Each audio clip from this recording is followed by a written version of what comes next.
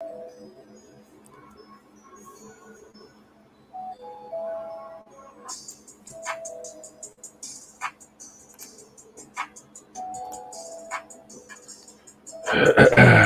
we got? PValley, episode 8 after show live discussion.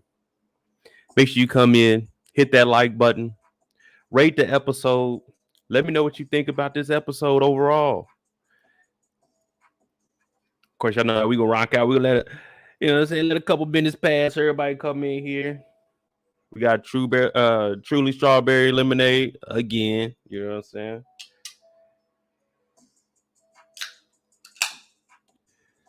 Linda said Mercedes is having a hard time. Yeah. It's hard when you take a long break like that and you try to jump back in the game. Man. What up, players for keeps? Yeah, the episode was good. The writers finally heard us, and the writers finally got up off their ass and wrote us a script that we could all get with. Shout out to the writers, though. You know what I'm saying? Not knocking y'all or anything. I'm just saying this is what we've been waiting for. This is what we had to wait 8 episodes for this.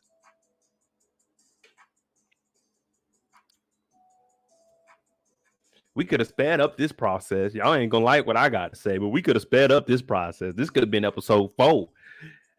5, 6, 7, 8 could have all just been, hey, we going to the moon with it. But y'all waited to episode 8 to give us arguably one of the best episodes of the season.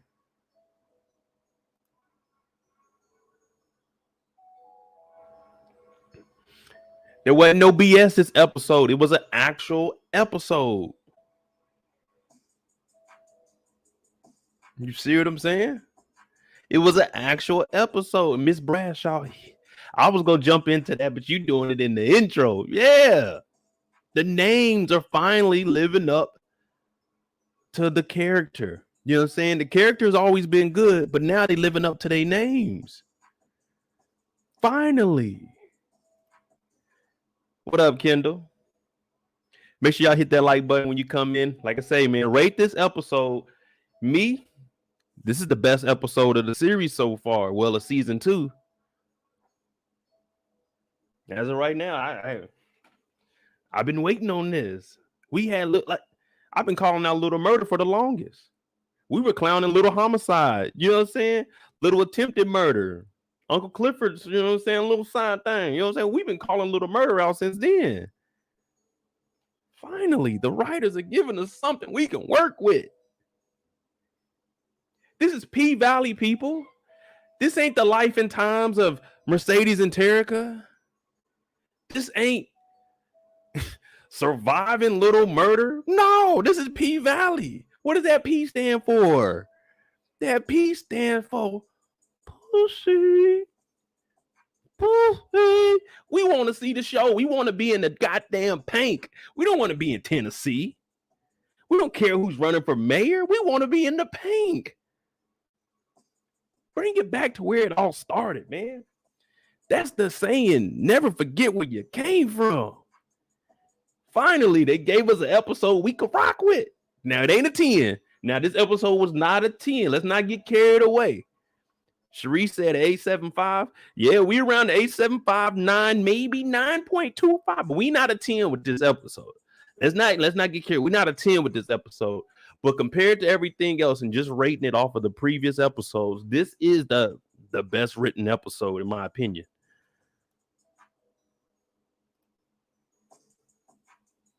Yeah, that 8-9 range, that's where we at. Because up until now, me personally, y'all know my channel was built off of the back of power. So we got to have a little bit of action. Finally, we getting some action. No one cares. Let me turn this music off. No one cares about Autumn and Andre's story. No one gives a damn about Mama Ben's Miss Patrice running from. We don't care who wins mayor. We are only worried about the pink. And finally, we got something. We finally exposed Andre's lame ass. Now, I've always been against Andre. You go back to season 1. I've always been against Andre, and it's finally coming out. This is a nigga is a liar, a fabricated past. this nigga ain't really living like he say he living. When I tell y'all about when I was growing up, I got facts. I can prove everything that I say. Andre out here lying. This is a good week right now. Everybody be like, oh man, you watch PValley. Nigga, this shit straight. You know what I'm saying? It's straight. You can't watch a show with some women and the nigga, what's wrong with you? But PValley, y'all did y'all thing with episode 8. So make sure you hit that like button. We're going to go ahead and get started in a second. Y'all know how we do. I'm Murda J. This is the live after show discussion of PValley episode 8, season 2. The best episode so far. I don't care about what you talk about in the chat as long as you're respectful. If you hear me clowning around, I'm going to be joking on myself. And if I make a joke, don't take it personally. We're only talking about the show because we don't care about your sexual orientation, your preference around here. Hey, as long as you can do the job, we don't give a damn. But if you fuck up, I don't care who you are. We're going to go in on you. But we're going to start with episode 8. And let me know who y'all want to start with, though, because we got a few people. Even Andre and Hailey's whack-ass story. You know what I'm saying? We got something out of Andre, which also led us into Corbin and the Mama Ben. So they did the right thing. They finally gave it to us. Pause. Yeah. Let's go. Who we got? Lil Murda. Hey, big homicide. That's what we call them now. No more LaMarcus, no more Lil Murdas, big homicide. Big homicide. That's how you walk a nigga down. Now, we don't need no more of this nonsense in the streets, but that's how you walk a nigga down. Pull up on them. Yeah.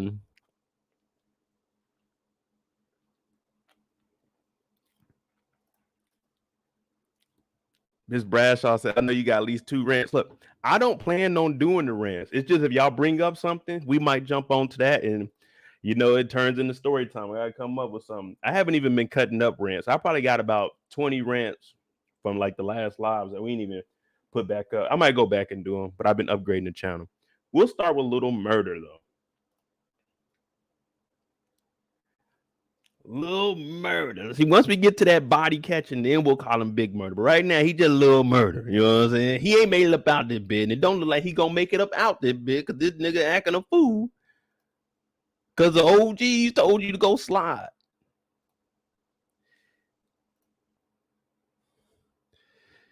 Now, if this is just a big if you like to hear breakdowns of the trailer that predictions are almost 95% accurate, then hit that subscribe button. Because when I broke down this trailer to y'all, everything I said happened in the episode. Oh my goodness. We could play back the breakdown of the, you know, saying of the trailer if y'all don't believe me. But everything I said happened. That's what we do around here. Uncle Clifford over here and the Tim Lettos hooking up Lil Murda. Yeah, hooking up putting murder in the back. You see, it ain't got Lil in the back. It's just murder.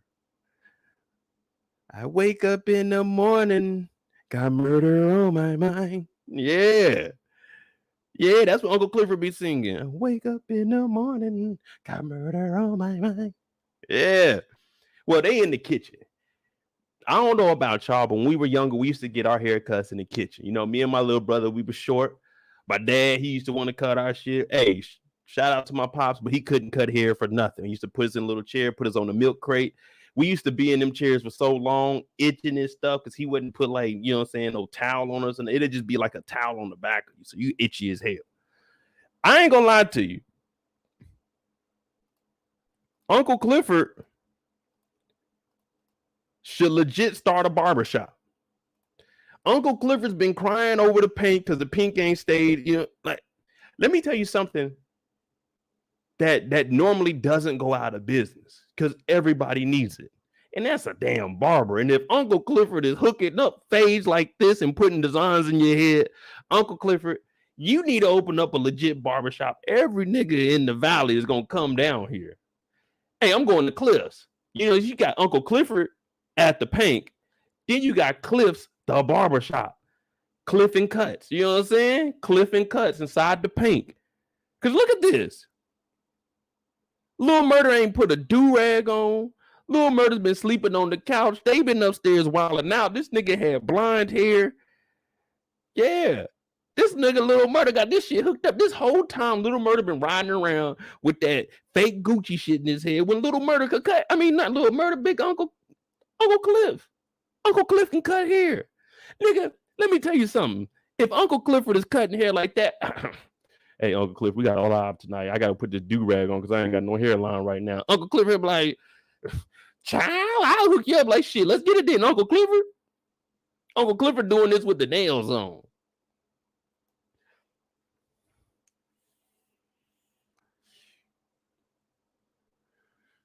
Now we trying to find out. I got to ask y'all something because I was a little bit confused. And, you know, if I don't know it, I know y'all know it. Is Grandma Ernestine, y'all heard it, Ernestine, is she dead or is she still in the hospital? I know they were asking, they were calling the hospital to get an update. You know what I'm saying? They call it, they talk about every 45 minutes. If you that damn worried about your grandma, take your ass up to the hospital. I know, hey, the person on the phone, God damn it, Clifford. No, Clifford, we don't know what's wrong with your grandma. She's in there asleep, bro. She's on a goddamn ventilator. We don't know what's going on. Is she dead or is she in the hospital? So if she's still in the hospital, who is this? Let me see. Now I'm not too good. I'm not too good with like grave sites. But y'all say she's alive.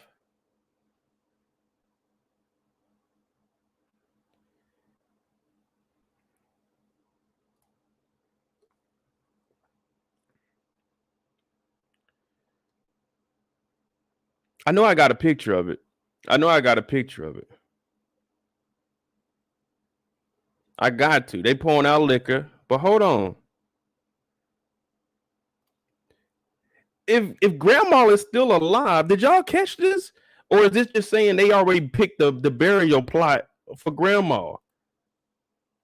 Beulah's name is here. I can't really, I can't make it any clearer, but it says Ernestine right here. Born August 1st. Or it says, no, oh, hey, me and Grandma Ernestine got the same birthday, August 22nd. So they bought the headstone. Like, hey, don't buy a headstone and put on that motherfucker Mo with birthday August 22nd and then a dash and then TBD at the end of it. Why is Grandma's name on? Unless they said, you know what, we're gonna buy this, we're gonna bury me next to my mama. You know what I'm saying? That might be it. But I was looking at this, like, damn, did she make it or what? But I don't want no grave site with my, if I go, you know what I'm saying? If I go to the cemetery right now and there's a thing that says Mo and then up under it, he was a cool guy, kind of. My birthday with a dash and no date. Hey, Grounds Keep. Yeah, come here real quick. Come over. Hey, here's my ID. Does that name match my name? Does that birthday match my birthday? It do? Hey, man, y'all had to dig this shit up. Until the day that they said this nigga Mo and folded, don't put my name on there. I don't want my name on there. Amanda said a lot of people pay pre-burial. That's true. But I'm just saying, me personally, you not even burying me. Hey, when I'm gone, fold them hands up, toss me in the incinerator. Don't waste no money on burying me. Don't do it. Just say, hey, man, the nigga he was lit when he was living, so we gonna light his ass up and get rid of him. I just seen that. Let me get back. No, I mean, I understand that people do that, but I was just looking at it like, I don't know, maybe they hinting.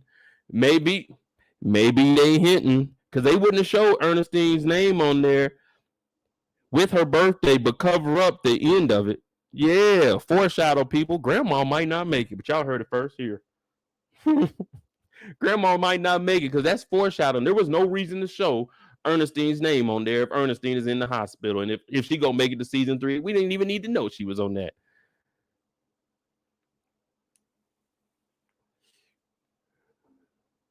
OT said, buy one ply, get one free. Shit. Hey. So, we gotta, let's say if my brother go before me, hey, we go dig him up. I'm getting in there with him. Just put me right next to him. We gonna save. We gonna save. But they ain't here and they talking to the hospital, man. We didn't got carried on about a lot of nonsense. Make sure y'all hit that like button because I know y'all like this show. But they ain't here. Uncle Clifford had hooked it up. These two get into it. They always get into something. But we know that Uncle Clifford out here wilding out. Talking about where you in a rush to go to? Everybody know Little Murda ain't got no job. Everybody in the city know Little Murda ain't got no job. Everybody in the city know that tour is shut down because Rome is dead. I mean, they did call because that Tina Snow record finally took off. But what do you mean? Where is he trying to go? You ain't cut his hair for him to hang out in the kitchen all day. This old ass stove. I'm getting my hair cut and dipping. I gotta get in these streets. I gotta holler at DJ Never Scared. I go see what Wody talking about. Did Uncle Clifford forget? Did Uncle Clifford forget that Big Teak is dead and that's the reason Little Murda came over here? Did Uncle Clifford forget that? Because where's the next time we see Little Murda after this? This nigga went down to the morgue, then he went to the funeral. Did you just forget that Big Teak is dead? How insensitive of you, Uncle Clifford. Where you in a rush to go? Who you looking good for? Nigga, I'm about to go to the funeral. I'm about to go bury my partner. Literally.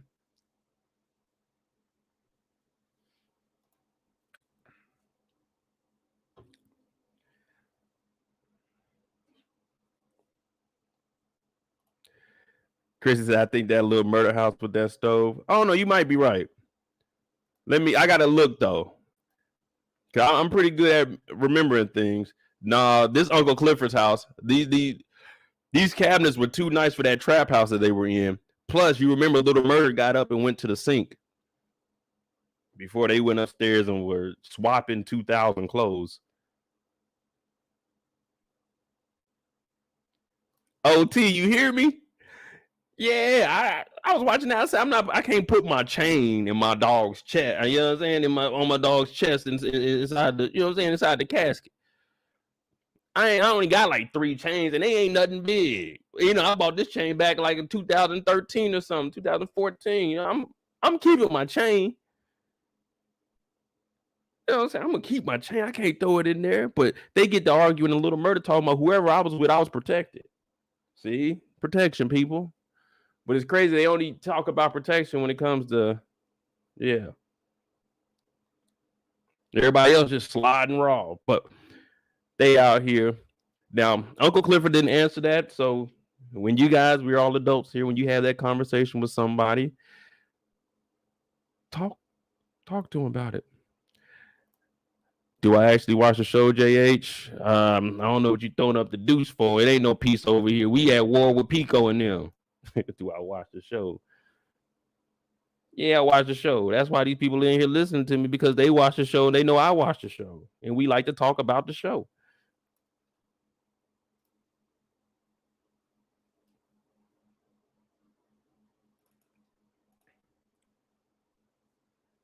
What up, Brillo?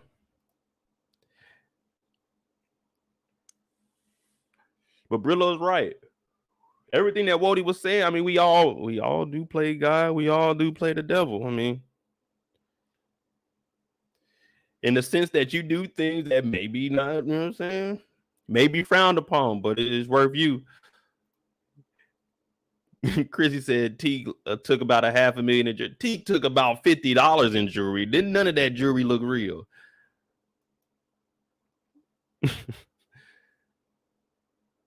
Big T can hear, and they talking about it was a carjacking. Yeah, okay. But they both get in here, and you already know Wody is about business. Every time we see Wody, is business. It don't matter. We down here, I'm putting T together. As long as people dying, I got a job. We always gonna need Wody around. This was another thing that I was saying in the episode being good. We needed a conversation like this. We ain't really had Lil Murda talk about nothing beneficial. Everything else is just like, you know what I'm saying, just some surface level shit. But the way Wody was breaking this down, I said, damn, Wody, you should be a, you know what I'm saying, a professional speaker. You should go out there and let the people know. Like, you gonna do things in life. I'm not gonna get in the middle of that crap because I know I'm gonna make some money off of it. But we all do play devil, you know what I'm saying? We all do play God. And Wody, he handled everything. What did he tell him? If the video leaks, I'll handle that again. That's a lot of people you're gonna have to kill, Wody, if you about to handle it again the same way you did. But what was Little Murda talking about? I had to do this when I was younger. I said, whoa, wait a minute, you had to do what? Because he was talking about the tape that Keyshawn saw, but you talking about what? You did what when you were young?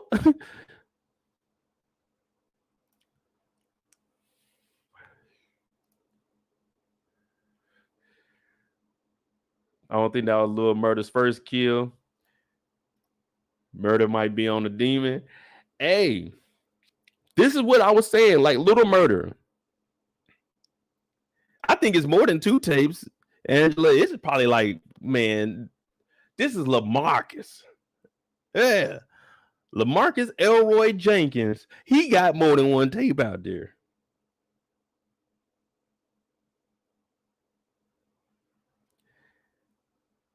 Yeah, he said it was a tape from when he was 15. So what was he out there doing at 15? He said he was trying to, you know what I'm saying, to put a roof over mom's head and everything. OT had it right. Like, they sound like a pause. LaMarcus Volume 1. LaMarcus trapped in the closet. Hey. I said, ain't no way. Y'all young people be wilding the hell out. Now, if any of my tapes ever get out from mine are with women, but if any of my tapes ever get out, hey, it is what it is. It is what it is. I'm not gonna try to cover up nothing. But there's allegedly a tape from 15. There's a tape from 25, 26. I don't know, but they might not go into too much detail just for the simple fact that Pico is gone now and Teague is gone, but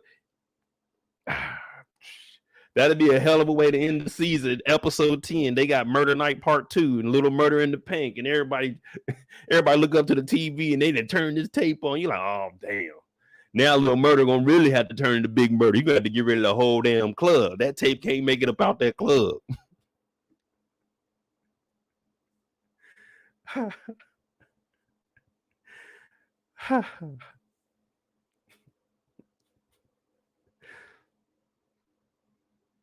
Corey said, any of my tapes. I'm just saying it could be 1, it could be 5, it could be 30. I don't know. I don't keep track of that thing. You know, I don't come home put in the notebook like, you know, I recorded one this night. Yeah. But all of them with their consent. Okay, so she said okay on this date, and she said okay then. All right. Yeah, I don't have a checklist of all that, but you know what I'm saying. But if it got out, I don't know why people are ashamed. It's like shit, man. It is what it is, bro. But they did clean him up, and he said, "We'll be burying him in." He brought out the Palm Angels all green. I said, "God damn." Say, "God damn." Yeah, Nick. And that's why her name is Roulette. Like, everybody showed up. Hey, did you notice one thing, though?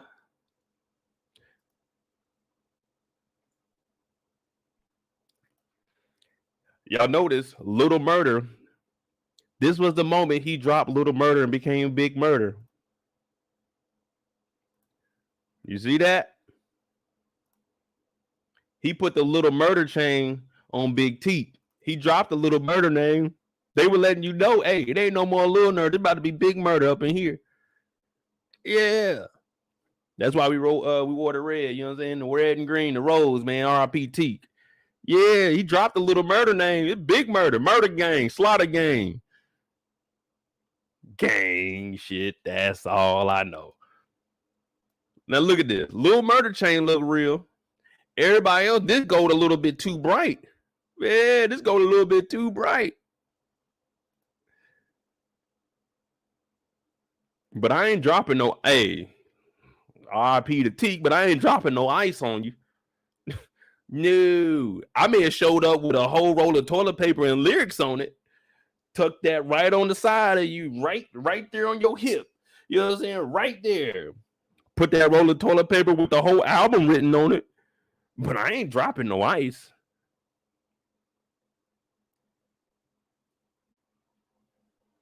I ain't dropping no ice. Yeah, Nicky, right. They gonna dig that grave up. Where the grave robbers at? Yeah, they go. Man, I heard they buried that nigga little murder homeboy Big T. Said, man, had about 250 on him. You lying.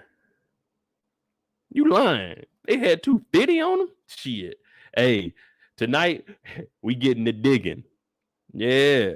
We getting the digging. If we seen Young Kanan in the trailer, he digging the hole. We digging up Big T for a quarter.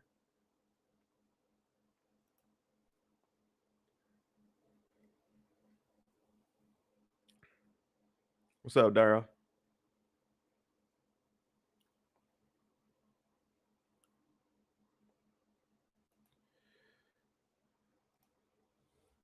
They dropped all this ice. This nigga grabbed his nose like, hey, I got your nose. I thought this picture was tight, though. I ain't gonna lie to you. This one, I thought that was a dope picture right there. If I was Little Murder or whatever, J. Alphonse, whatever his name is in real life, shout out to him. I get this frame. This picture was hard to me. Pause. But now we got to go over and OG is about to let us know Pico out here bullshitting. Pico out here claiming a body. Pico out here claiming a body that he ain't had nothing to do with. He ain't have a damn thing to do with this. He posting guns. Last time we seen Pico, he was getting his ass whooped. Last time we seen Pico, he's getting his ass whooped. And then you got this fool back here with the gold AK pointing at this nigga. I'm like, hey, yo, whoa, hey.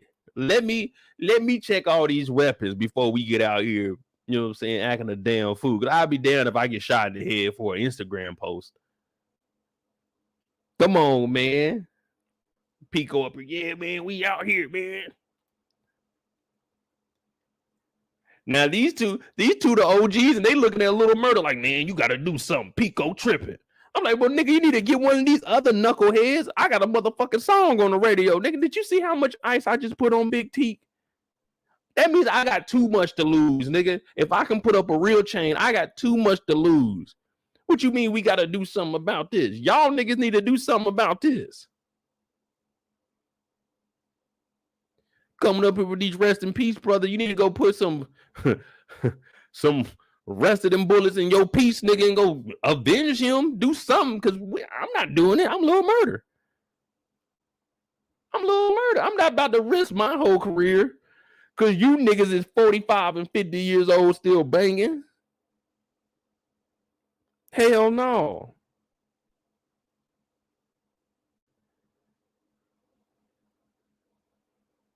I don't even know if Little Murder leader. He might be the face of it, but I thought these OGs would, you know what I'm saying? I thought they were, I don't know, man. You can't really tell on this. HVH. Who? There's only 2 gangs in the city, so it ain't gonna be hard to find niggas showing up in red and green everywhere.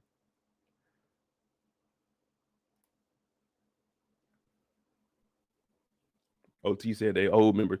Yeah, I was looking at it like, man, they the OGs, you know what I'm saying? We gotta do something about this. All right, well, look. Let's gather around. Let's get up a game plan.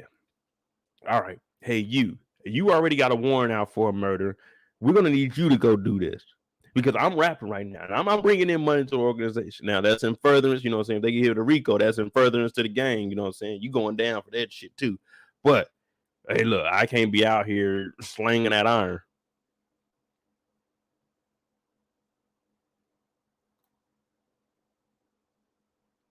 But now they didn't peer pressure Lil Marcus. Like, look at that chain, man. That shit straight off of eBay. That's a chain you put in there. That's disrespect. That's disrespecting Big T, man. You coming here putting that in there, bro? Really? Really, nigga? And the cameraman wrong for this. The cameraman, well, he's trying to get a picture of Big T, but the cameraman is also showing like, man, look what he about to put in there. Jeezy said it best. Your jewelry looked like it came from the middle of the mall, man.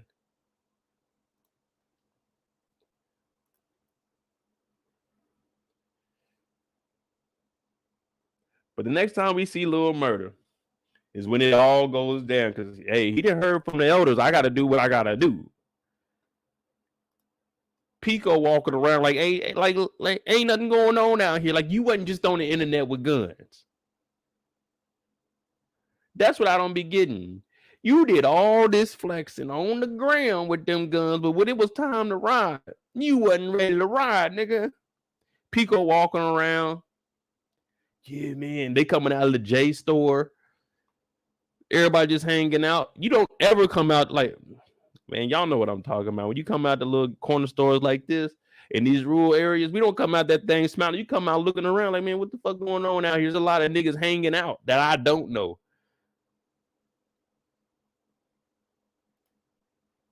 Now he walking J Food Mart. Like, look at this place, man. This is no place that I'm going in and coming out and hanging. Especially if I'm trying to keep up this image. You know what I'm saying? We actually, you know what I'm saying, when we were younger, you were in the streets doing what you had to do. We would drive, you know what I'm saying, across the Kansas border. We didn't live too far. We drive a little further out to the white areas and shit. You just risk getting pulled over out there to go into a spot and getting caught. But he came out. Pico tough guy now, y'all. Pico in the game. I don't know what he was doing, though, or where this nigga was going, but he walked through like an empty lot and then stopped at an abandoned warehouse. Who does this? Even if you don't have any beef, who's stopping out here? And on the phone, hey, Dad. Oh, what's up? Nigga, go home. You out here just having a full-blown conversation in a back alley, nigga, talking about I got these cheeseburgers. Go home.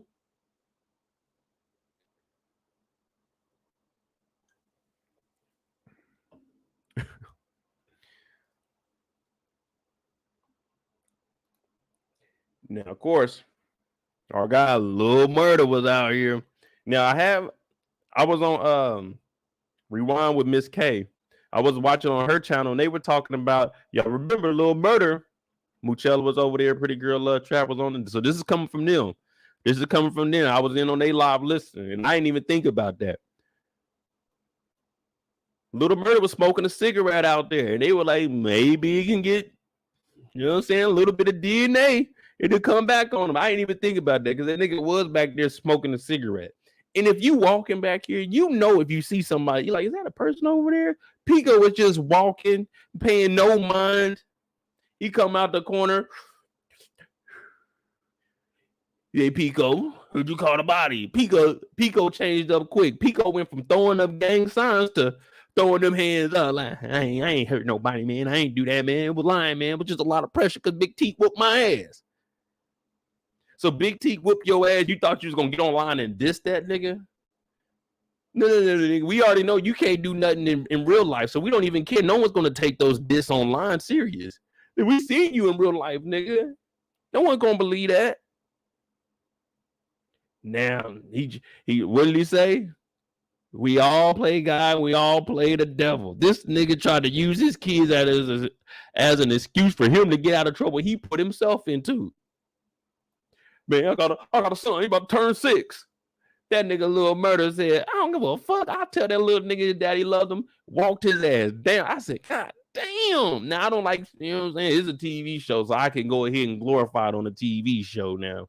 You know, people, oh man, it's influence. You get influence off a TV show or off of some music, that is on you. But goddamn, stood over him. I was looking at this, I said, PValley, we've been waiting for.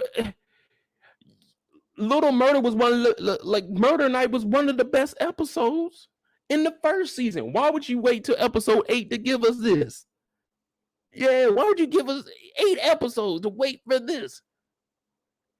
We've been waiting. This nigga's name is Little Murda. It should be at least 3 or 4 bodies a season.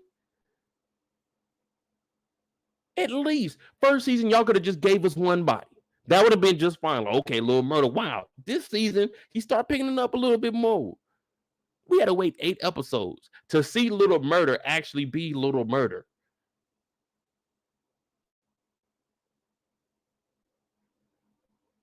You know what I'm saying? Little Murda ain't been Little Murda. Every episode up until this episode, this nigga Little Murda was in love, trying to write love letters. Like, Little Murda wasn't doing nothing. He was writing love postcards to Uncle Clifford, eating chicken wings with Big T. This nigga's never been Little Murda. This nigga has been LaMarcus up until episode 8. Up until episode 8, he was LaMarcus. LaMarcus, the artist, formerly known as Little Murda. Little Murda, that nigga turned to Little Murda, dropped the little and picked up the big. PValley. If you're going to have a character like this, let that character be that character.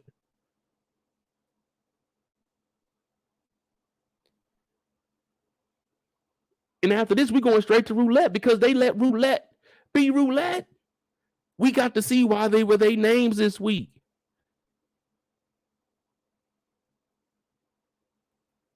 And I told y'all when we first came on, we found out she was going to be. I said, man, I don't know if Wanda should be in this. She's going to be like the same character. They just changed my whole perception of Wanda. My bad, roulette. Yeah, roulette that girl now. I fuck with roulette. Now, if I show y'all some pictures when I was like 20, 21, 22, like around that age, y'all be like, yeah, nigga, you probably be messing with, you know what I'm saying, with roulette. I said, roulette, girl, okay. Now, this nigga then popped him. But did you see what Little Murda did before he left? What colors is Little Murda wearing? What colors is Little Murda wearing when he ran off? Yeah. He had on their colors. He had on blue and yellow. So if somebody sees they seen someone running off, yeah, he had on our colors, man. He had on the blue and the yellow. Yeah. Big murder on the scene. Why did it take us 8 episodes to see that this nigga was actually in the streets? Up until now, we didn't even believe this nigga was in the streets. He just from a little set from the corner. You know what I'm saying? They grew up. He cool. They do music. That's what we thought. He thought Little Murda. This nigga big murder now.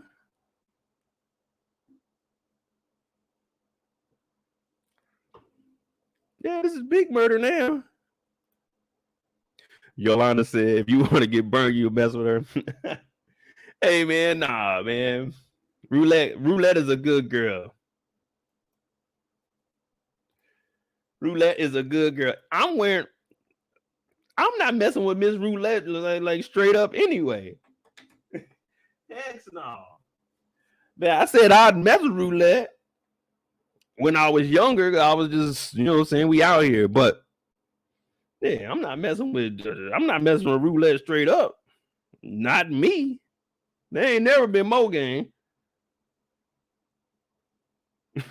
Never.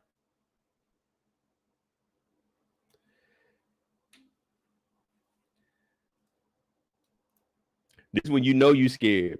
They had Little Murdas in the eyes. I said, damn, boy, they doing their thing in this episode.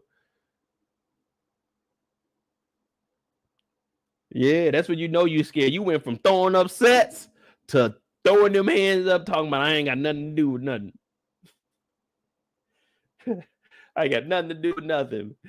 All right, we're gonna jump into roulette. Make sure y'all hit that like button. Let's try to get it up. Where we at? 90 people in here. Come on, man. We can get 60 likes. Let's get 60 likes in here. And we're gonna get on roulette's tail.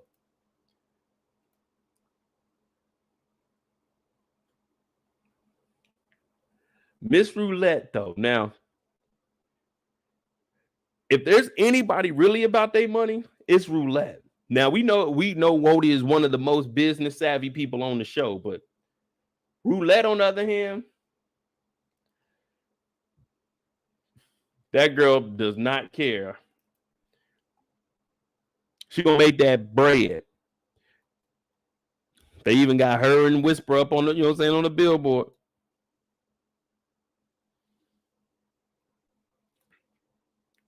Hey, OT, that was a classic line.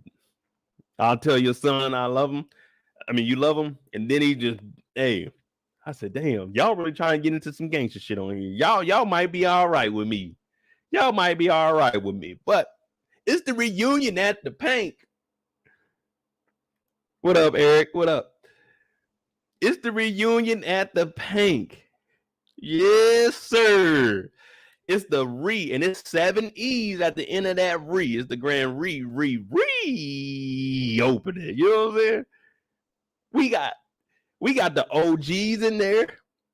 You know what I'm saying? And it's crazy that we call Miss Mississippi an OG, but she blew up so fast, she basically got elevated to where Mercedes was in one season.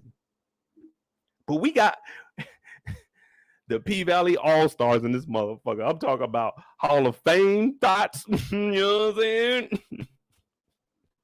We got everything in here. We got Mercedes, the all-time leading scorer in the Pink. When it comes to making money, she done made the most money in the Pink. I'm talking about Mercedes is probably the first $1 million P inside of the Pink.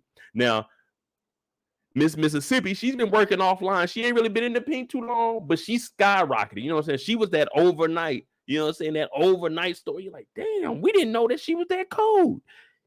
Miss Mississippi had that breakout season. What she did was went overseas and was collecting that bag. That's her on the tour, you know what I'm saying? Because the Pink is the real deal. But she was on the road. She was getting that little bag on the side. And we like, damn, how'd she do that? But guess what? Just like the NBA was failing, they had to bring Mississippi back. Now we got the two biggest stars we ever had. But now we got this 1-2 combo, Whisper and Roulette coming in. The Pink presents. Yeah, two girls. Yeah. One pole entertainment. Whisper and Roulette. Dog, they got a whole lineup in here. Now, I hope they don't bring back Toy's ass. Toy's ass is the reason Grandma is even in the hospital. So I don't want her to be back or anywhere around here. Mississippi, hey, it can't be Mississippi LeBron. It got to be Mississippi Brian and Mercedes Jordan. Yeah, Mississippi Brian. Okay, there you go. Yeah. And then Whisper and Roulette is John Morant and motherfucking Luca. John Morant and Luca in the building, people. Yeah. Roulette more, you know what I'm saying? She more about it. John Morant more about it. You know what I'm saying? Luca a little bit finesse. Whisper a little bit finesse. Now they all come in here. And we see that Mercedes is back also. I'm not going to talk too much about it. You know, we're going to do her own little breakdown. But when we come in here, we all looking at her. Look at Roulette up there. I said, damn.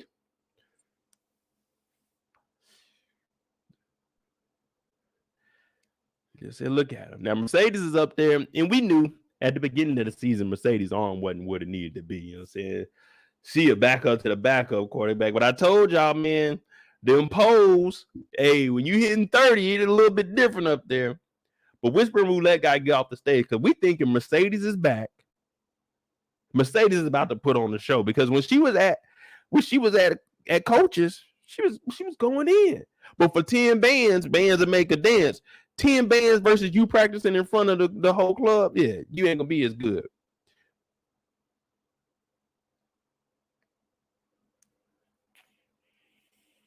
And everybody's shocked. Everybody's shocked. And guess who don't give a fuck? She just there for the entertainment. Roulette talking about this finna be good. I had the captions on. It said good. You know what I'm saying? Good. Goodt. How the hell the captions know to put Goodt in there? You would think the captions just say good, but that motherfucker said goot. Now Whisper don't know what the hell going on, but Mercedes, she here, she back. And Roulette's like, yeah, Keyshawn came back. Let's get it. Let's get it.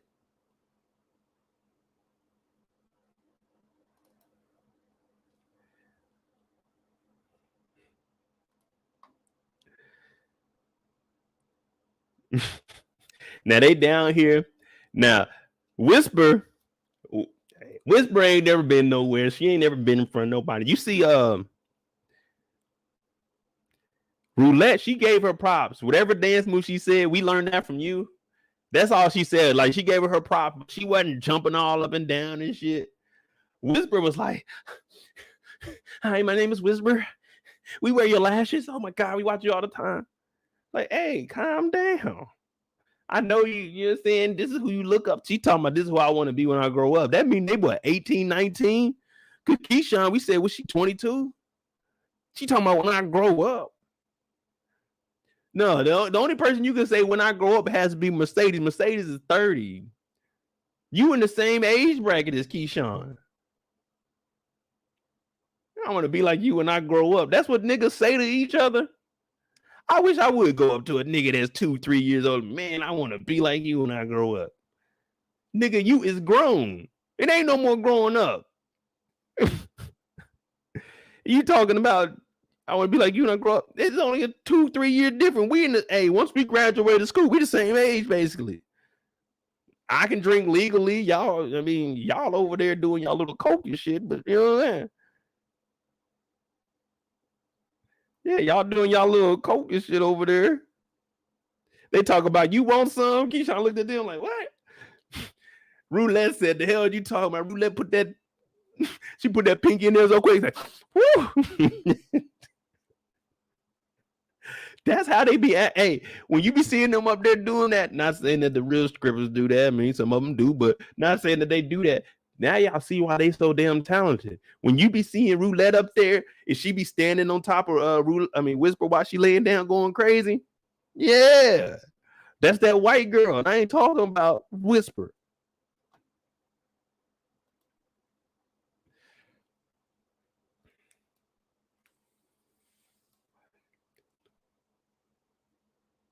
Look at Roulette. She threw that hair back. She said, shit.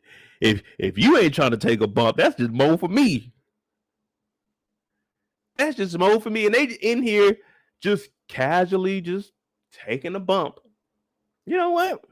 Y'all know, see, when we were growing up, we used to have a sandwich bag with Kool-Aid sugar in it and a little bit of sugar. We used to do,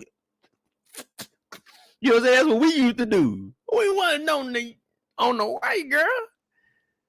A little Kool-Aid mixture. We used to get in trouble for bringing that to school because, you know what I'm saying, they do us get it mixed up with a real powdery substance. Yeah. You get that Kool-Aid, you might even get like a little spoon or something. Damn. Cause we didn't have the money. We couldn't go to the store and just buy candy. We had to take shit from the house.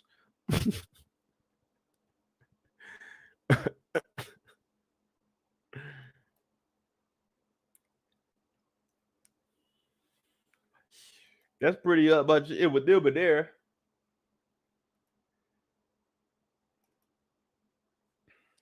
Now you remember.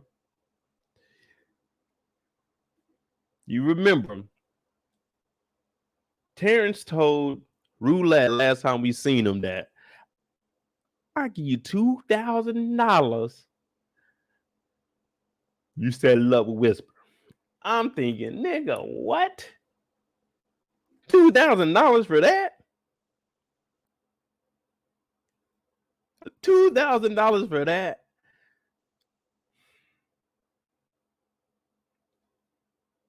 Boy, that shows you how small this town is. Well, I won't even say that because niggas is doing that in regular cities too. 2,000 to do that. Anyway, Roulette was talking about girl, you need to hit up Terrence, get that 2,000. You gotta get that 2,000. Cause why? They called Mercedes a 2,000 Mercedes with no AC. That's how bad she was up there. Whisper talking about, I don't never want to get that bad. She said, well, shit, there ain't no retirement in here. 30 years old, you up on that pole. It's time to call it quits. It's about time to call it quits. You up there, that shoulder ain't working. Girl, we could make $2,000 in about a 15, 20 minute, you know what I mean? 15, 20 minute. If that. Now, I'm not one to know what these prices are, but 2,000 is overpaying. we gonna just throw that out there right now. 2,000 is overpaying. Hell, they were paying $1,000 for Chris Brown, and this nigga does flips on stage. You talking about 2,000 for this? Hey, nigga, keep that 2,000, man. It ain't worth it.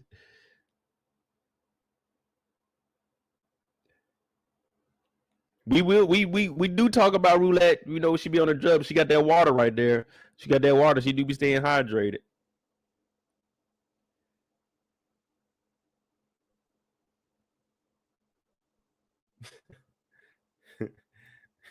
Brillo sent him to the Simp Hall of Fame for that 2,000. Hell yeah, $2,000. Get the hell out of here. But they set it up though, and I got respect for roulette. Yeah, she pimped her friend out, but it's to get 2,000. I was wondering too. You know, at the beginning of the scene, is that like a pregame? Is that to get you prepared? Like they were in the room, it was just those two. But they on the bed, twerking, jumping around, going crazy. Like, is that how they get prepared to, you know what I'm saying, get in this? Like, what is that a ritual or pregame? Like, if I'm listening to music with my dogs before we about to go out, yeah, we drink and we sit and listen to music. It's not like I get up and go stand at my bar and I'm acting like I'm preparing to talk to some girls. Like, that's what you do. You know what I'm saying? Hey, dog, turn it down. I'm about to practice some lines over here to try to pick up some women tonight. Like, nigga, is that what y'all do before y'all get ready to, you know what I'm saying? A girl getting ready to come through. I'm over here, you know what I'm saying? Acting like I'm dancing and shit just to get prepared.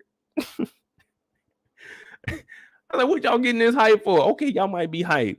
You know what I'm saying? Y'all had a rent. Why I keep calling it a hotel? Y'all rented a motel, so this shit was probably $59 a night. This is Chucalissa, Mississippi, y'all. So it's probably about 49, and it probably still got the sign up that says we got cable in our rooms. So you got $59 there. All right. We had to get there. So let's just say total it was $75 that we spent. We about to make $2,000 off of this. Okay, cool. Let's prepare to twerk. Like what?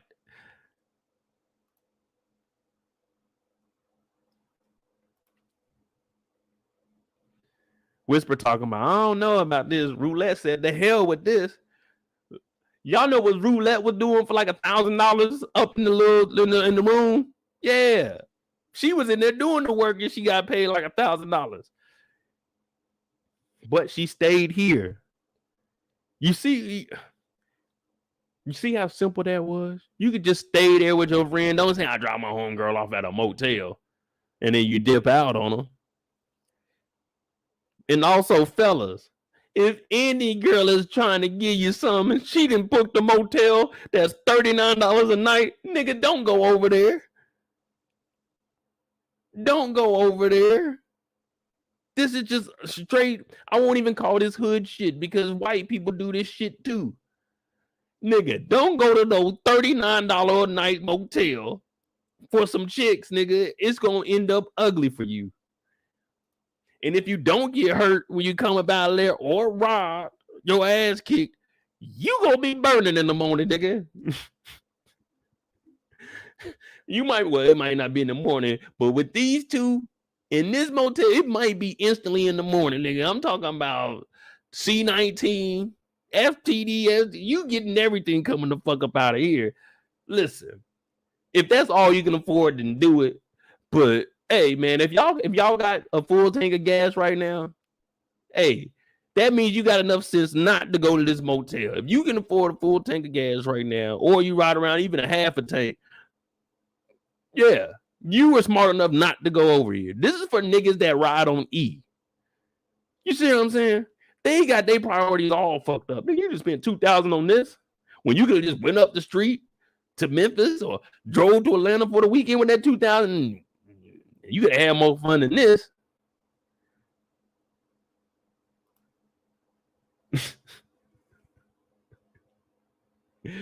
Oh man, but roulette stayed. Roulette stayed.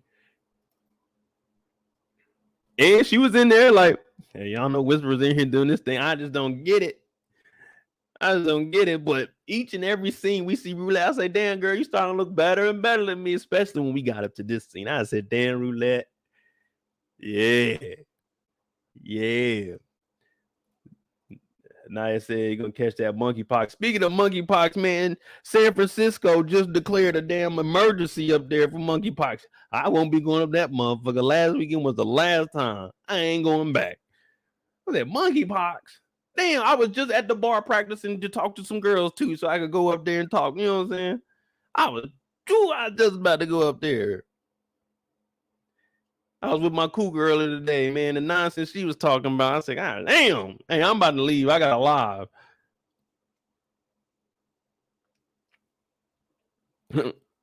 I say cougar. She ain't that much on. I think she's like 40.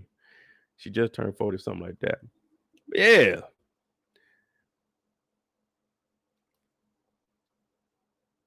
She in the bathroom. She said, the hell what they got going on. As long as I don't hear no kicking, no screaming, none of that shit, I'm in here playing the game. She get up and I said, damn. What the hell Terrence got going on out here?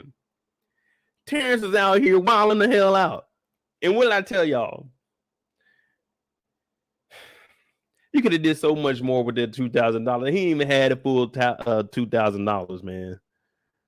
What up, Oso? He didn't even have the full $2,000, man. He just showed up and did all this shit. What did I tell y'all? This is for niggas that ride around on E. This environment is for those type of niggas. Not the ones that are riding around on E because they can't afford it, but the niggas that got money, but they just riding around on E. Like, why, man? Why? Now you over here. You was choking out Whisper. Whisper done got all kinds of confidence once Roulette started laying it down like it's supposed to. Whisper done got confident. Yeah, take off your fucking pants, man. Like, damn. You just got robbed. Well, I can't even say you got robbed of $1,800 because you owed $2,000. So right now, them robbing you still owe $200. Like, they robbed you $1,800, but you still owe Roulette $200. This is how it ends. And then they stole this nigga Chevelle. Told this nigga to get naked. Put the damn gun in his mouth. I said, ain't no way. I ain't going out like this. Nigga, you just got to shoot me. I already know, hey, there's one in there, but it might not be this one. You know what I'm saying? Like, hey, man, y'all niggas are not getting up. And then they pulling off with the whip. My only thing about this whole situation is Roulette came out here. He said, I'm going to kill you, bitch. She said, I wish you would. You work at the Pink. I know where you work. I have you on Instagram. Yeah, I see the flyers. I was just at the card game. I know where you live. I know where you work. She's like, I wish you would, nigga. Like, dog, this city ain't that big unless y'all getting up out of the city with $1,800.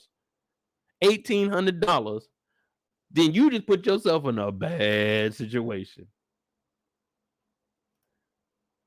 Because y'all think little murder turning to big murder. Hey, Terrence about to wild out.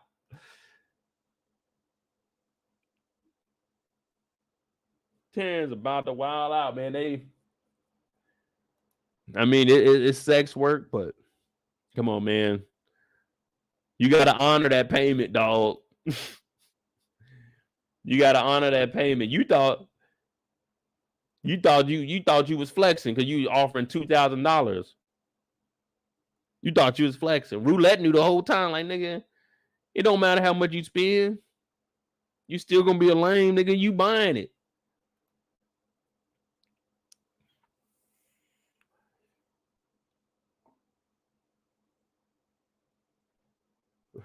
Yeah, Blanton.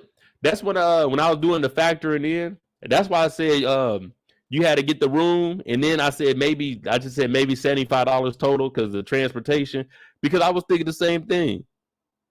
They both hopped in this whip and drove off. Where's the vehicle y'all got there in? But I guess it was smart for them. Well, I won't even say it was smart because I don't think they got no car. We always seeing them walking. The only time we see, well, now when she pulled up to the game, she went and sat down in the car. Yeah, they probably took an Uber. They just didn't want to have their shit over there.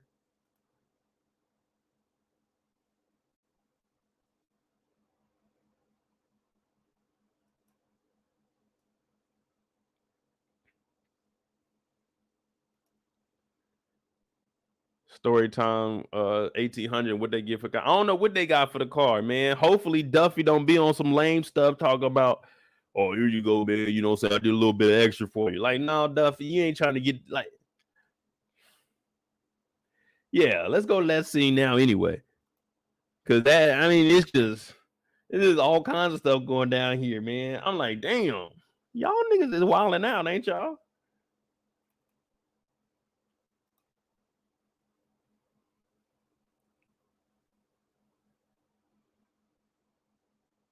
Like, look where they're at. So she pulls up on Duffy. That whip clean too. She pulls up on Duffy, and she wants the car broke down. Now,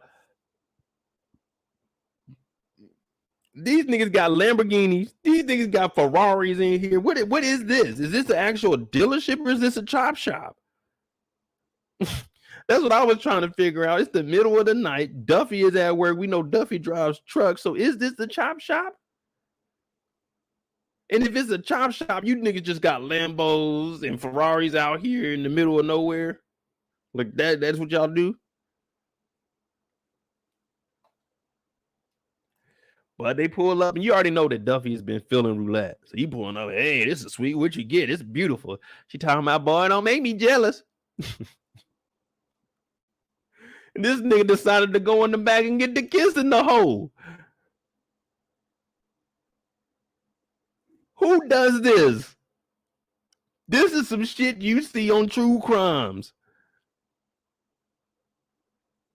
A chick that you ain't done nothing with pulls up with a stolen whip.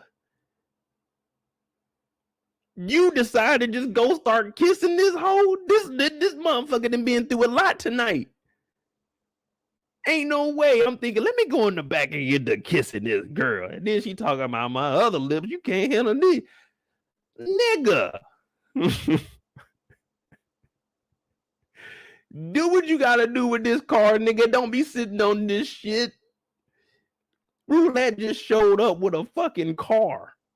She ain't got a car this night. She just showed up with a car, and you're thinking, you know what? Let me go ahead and break this car down for her and get the kissing.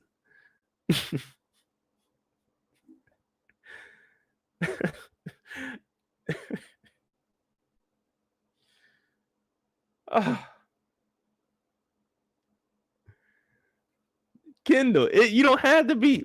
I don't have to be aware. Listen. I don't have to be aware of what you did earlier today. All I know is if you showed up to my place, you don't know what I do. I've never, all you seen was me driving trucks for Big L and moving drugs.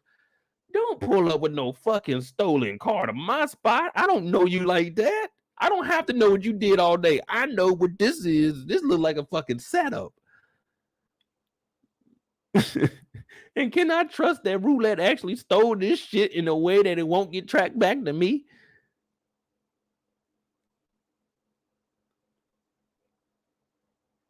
Shit, fuck it, man. The things they do. Anyway, roulette, she taking me in here. Talking about you can't handle me.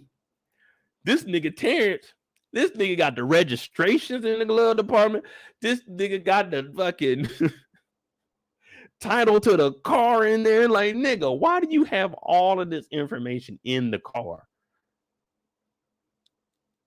He said, I'm sure he ain't gonna, they ain't gonna, Terrence ain't gonna be looking for this. He said, nah, he ain't.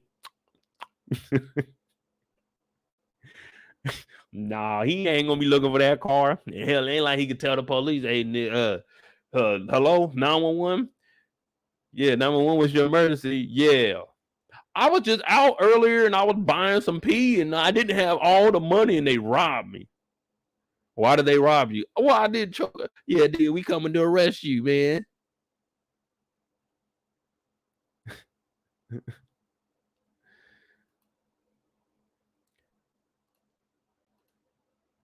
But now we see why they call it roulette. There was one in there. She even shot on herself. This motherfucker is probably the devil, man.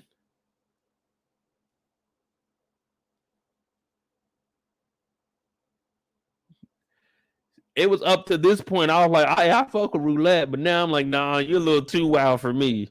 I was cool with all this shit earlier, but hey, you really had a bullet in there, girl? And you pulled it on your hell no.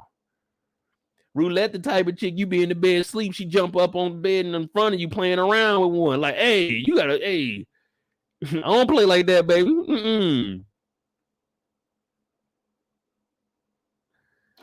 Hell no, nah, we don't play like that, baby. Then her ass just walked off into the rain.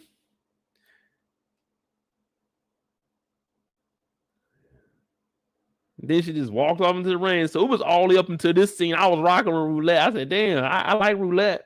I mean, I like her character. I like how they developing it. But I was saying, for me personally, I'm like, yeah, I'm gonna get that roulette. But no, when I see she really had a bullet in there, I thought you were just trying to scare the nigga. You was for real. You was for real playing Russian roulette.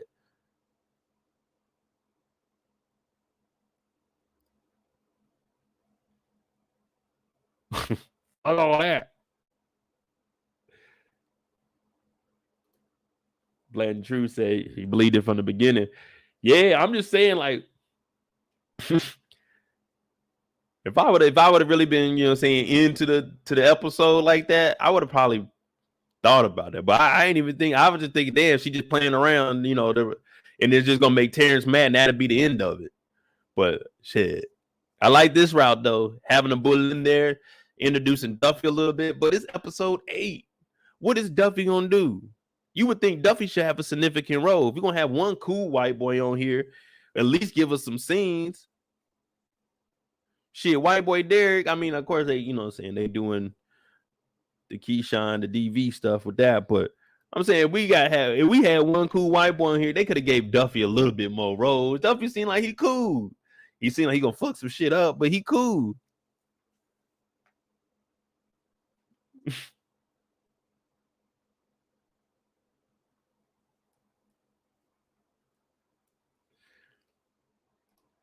What about when they were in the room smoking crack mode? It was just one time. It was just one time. Come on, man. Come on. Cut some slack here. It was just one time, maybe two.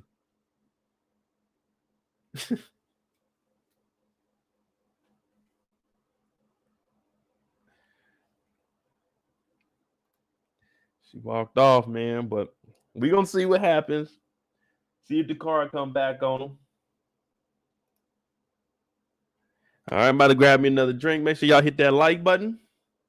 This is PValley, episode 8, live after show discussion.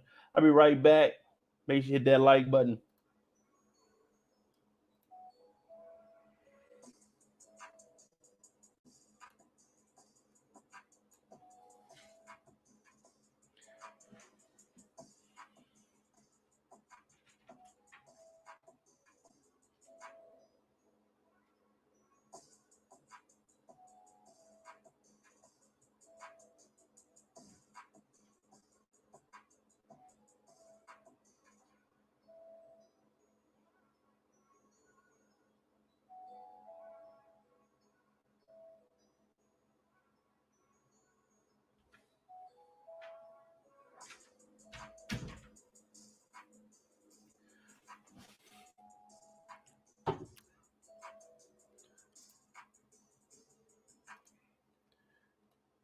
Duffy gets a SIM card. Oh, I'm not saying he don't get the SIM card, but he's a cool white boy though.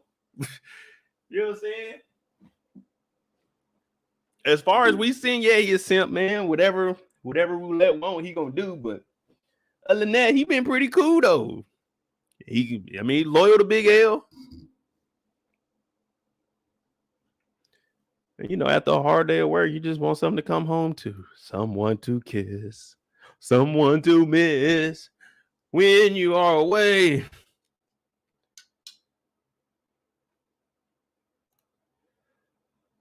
Next up, we got.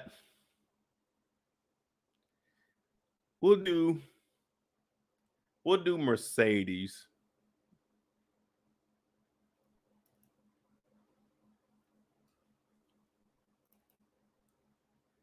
Before we jump into Mercedes, who you think character development has came further? Let me see. Would you say Diamond or Roulette? They built on their character more. Me personally, Diamond got 2 seasons under his belt, but man, we don't really know nothing about that nigga besides him doing the little rubby.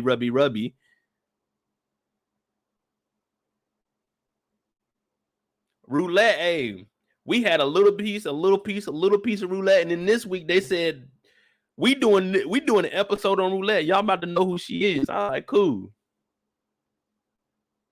I honestly would have probably been better with. Well, nah. Yeah, everybody's saying Roulette. Yeah, they turned Roulette up quick this season, though.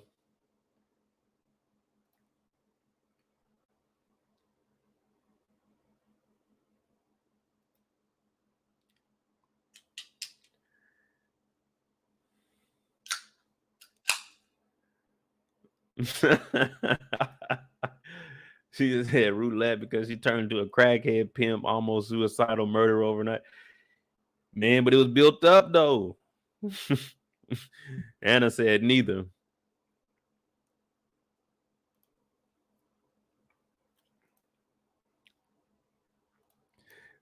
I can say he's a veteran. A veteran of what? Goddamn security at the stove.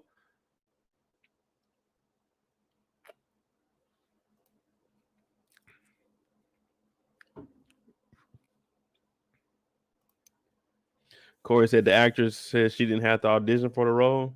And that's what's up, man. When people believe in you enough that they can just come straight to you, like, hey, bro, I already know what you're capable of. Let's get to work. Shit, that's some credit right there. Ain't no one ever looked at me and said, hey, nigga, you ain't got to show us what you can do before we hire you. Hell no, I had to prove myself everywhere. Nigga. And let me tell you, I ain't had that many jobs in life. So that tell you, I was failing like a motherfucker. Going in there, hello. No, we're not hiring you. Like, damn, nigga. Nah, I ain't had that many. But Mercedes is up here and she back.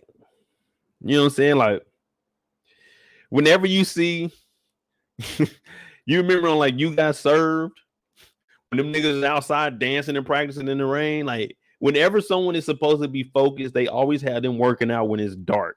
So Mercedes in here, she know good and damn well she need the lights on. She 30 years old. She can't see. She can't move like she used to. We need to have the lights on just for practice. I understand you want to get that game time experience.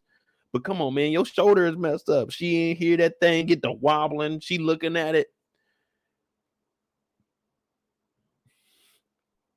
Mercedes had the biggest decline in stripper history ever. This is the biggest decline ever. She went from averaging a triple-double to West Brick. That's how bad she fell off. Do you remember 3 episodes ago? No, what is this? 4 episodes ago, Mercedes was just with Farrah going fucking crazy, teaching her new moves. She just had that Mercedes experience the first night when she was on the pole climbing up. In the course of 2 to 3 weeks, she fell off this bad. She can't even climb up the pole no more. I've never seen anyone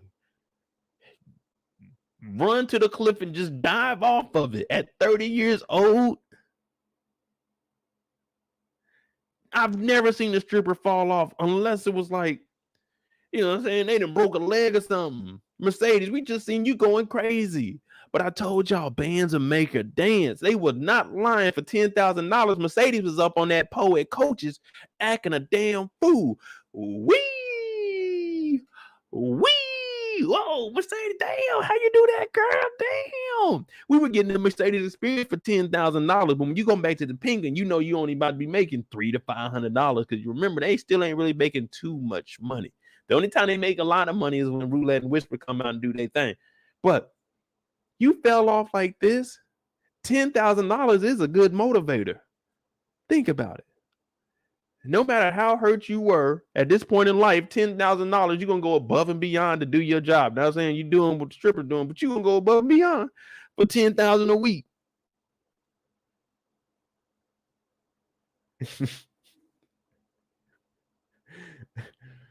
Corey said it's psychological. Now you got to go and have a pregame with Mercedes and tell her everything's going to be all right. The crowd is going to love you. Like she just threw 2 interceptions in the first quarter and got benched, and at halftime they trying to get her back in the game. No, Mercedes, get your ass out there. It's that shoulder of yours. But this right here, this is all mental. And this shows us who wants it more. Who wants it more? Are you going to battle through that injury? Are you injured or are you hurt? You don't look injured. You just hurt. So that means it's your pride that's stopping you from getting out there. Come on, Mercedes, get your ass up there, girl.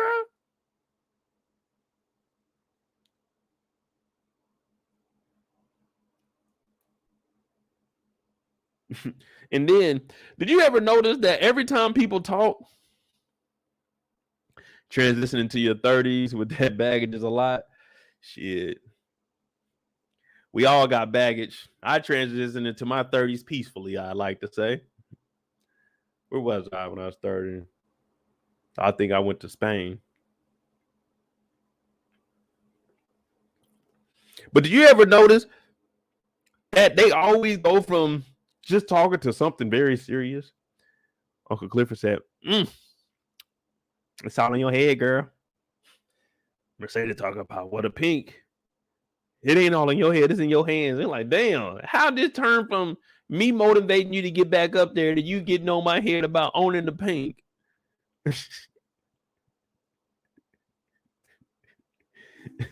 Damn, how we get into this series of a conversation? We can't, you know what I'm saying? I'm just, you know what I'm saying?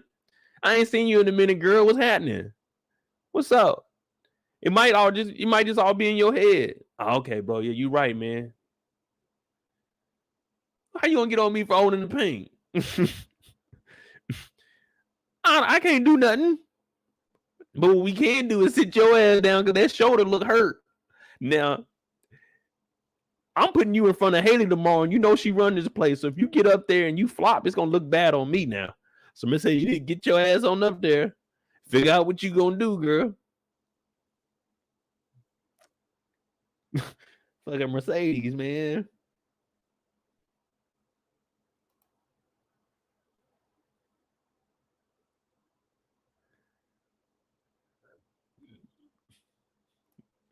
Anna, you peeped that deflection at his final. That's what I said. I said Mercedes. All she's doing is giving you advice. Uncle Clifford just came in and said it might just all be in your head. You know what I'm saying? You got to be mentally tough out here too. You can get through that. She said, hell no. What about the pink? It ain't your head, it's your head. Like, damn. Damn, all I was saying was it might not just be your shoulder, baby girl. You might not just be the shoulder. Now, if y'all didn't notice when Mercedes was meeting up with Maine, because y'all know Maine is out. Maine is out. And you know what I'm saying? No dig at anybody else. But if you watch my breakdown of the trailer for this episode, I was the first one to say it might be a problem between Pico's people and Maine, because you know what I'm saying? They same thing in a little murder. Just remember, I was the first. But Mercedes is running up. She about to talk to Maine. Everybody outside. She talking about what's going on here. When she gets here, look at this. Black and Mild. The dog's name is Black and Mild. If y'all didn't remember that, nigga, that's a long ass fucking name for a dog. You could be saying, "Oh, I'm about to go get these black shoes." The dog looking like, "Oh, I thought he was about to say Black and Mild." You know what I'm saying? Confusing the hell out of this dog. You could have just said Blackie. They call this whole motherfucker Black and Mild. And then Black and Mild goes over to Maine. Mercedes talking about Black and Mild. You don't get back over. How'd you do that? You let go of the leash. What do you mean? How did he do that? You let go of the leash. We sat here and watched you throw the leash in the air. Look, the leash right here. She talking about Black and Mild. You get back over here. Then why you let go of the leash, girl? Fucking Black and Mild. The dog. Hey. Hey, y'all know how I do around here. This goes for ladies. This goes for males. If you go over anybody's house that you were supposed to be involved with, whatever y'all do is what y'all do. But if they got a dog named Black and Mild, do not, I repeat, do not sleep with them. Go home. Go home. If you go over there, you talking about Black and Mild, come here, boy. Whoa. What's your dog's name? Black and Mild. Nigga, I'm gone. I'm not, come on, man. Black and Mild, really? It's a fucking dog, man. All the names in the world. Black and Mild. That's what you want to name this nigga? Black and fucking Mild. You couldn't name him after a weed strand or something. This nigga's name is Black and Mild. Black and Mild. Have you seen my dog? Black and Mild. Who? Nigga, you want a black? No, nigga, my dog name is Black and Mild. I'm like, God damn, who names their dog Black and Mild? What is the goofiest name you heard a dog name besides Black and Mild? You be watching TV, you might be on like YouTube or Facebook, something show up, the dog has a funny name. You look at it like, it ain't that funny. It's some white people shit. But it ain't as worse as Black and Mild. This motherfucking name is Black and Mild. How ironic. This nigga's name is Black and Mild, but this nigga in tip-top shape. It's a good breed. That motherfucker jogging down the street in good form, good posture, everything. Fucking Black and Mild, man. Hey, man, him and that Black and Mild. The dog, go buy me a Black and Mild. Every time you say something about Black and Mild, that motherfucker.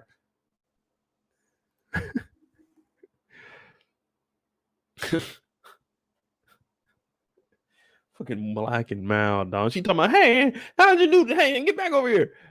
Mercedes. Look how you holding that. We got, what they say, we got all the receipts, Mercedes. Look how she holding that motherfucker. That motherfucker around the arm and in the hand. She talking about, how'd you get over there? You threw the leash, girl. And let this nigga Black him out off the, man. If I'm over there, I'm jumping up on the car. What's up, Princess Jasmine? I'm jumping on the car like, the fuck, this goddamn dog loose over here. Black him out. Oh, he don't bite. Shit, that nigga name is Black and Mild. That nigga do more than bite. That nigga fuck up your lungs. This nigga's name is Black and Mild, people.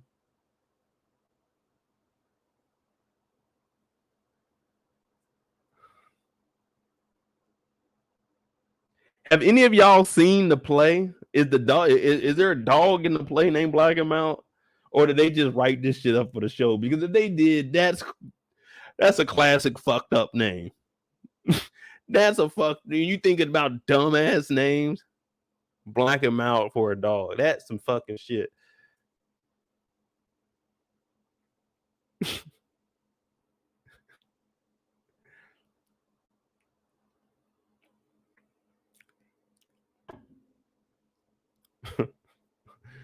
Here, Black and Mild, here. Imagine being a kid. You going to school. Oh, Black and Mild. Oh, Miss Black and Mild. They're gonna be like, they calling the kids' parents talking about your son keeps asking for Black and Mild. He says he has a Black and Mild at the house. Oh, he talking about our dog. The teacher like, your dog? Nigga, who names a dog Black and Mild? Now you got to try to explain all this shit to the people. Send them emails and pictures, and then they ain't gonna believe it. So the school district They gonna kick your kid out of the school, and now you on Instagram and shit, writing posts talking about, man, they discriminating against us. Why'd you name that dog Black and Mild, man? Oh, we believe you, but why'd you name that dog Black? See, you just went out your way to be fucking to just be fucking complicated. Now we gotta try to explain to each other, and you know, it's all the people. Oh man, that's messed up. Yeah, I mean it's messed up, but come on, man, Black and Mild. I'm not coming over your house, and you still got that dog. Which one? Nigga, the one that was named after the Black and Mild shit, nigga. You know what I'm talking about? Oh no, we ain't got Black and Mild no more. RIP. Now we got Marlboro. Like nigga, hey, I'm done.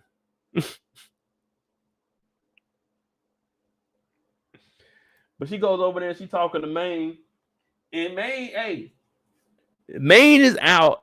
He didn't cut his damn bracelet off, gave it to the little way and cut it off. He put it on the fat kid. Now he back out on an ankle monitor. Just chilling outside on the block. Like, this is just what niggas do, huh? This is just what we gonna do today. We just gonna be outside on the block. I'm like, hey, nigga, I'm going in the house, bro. First of all, it's too early in the morning to be out on the block, especially if we ain't working. You know what I'm saying? Ain't none of us slanging. We just out here chilling, man. I'm good on that one, bro.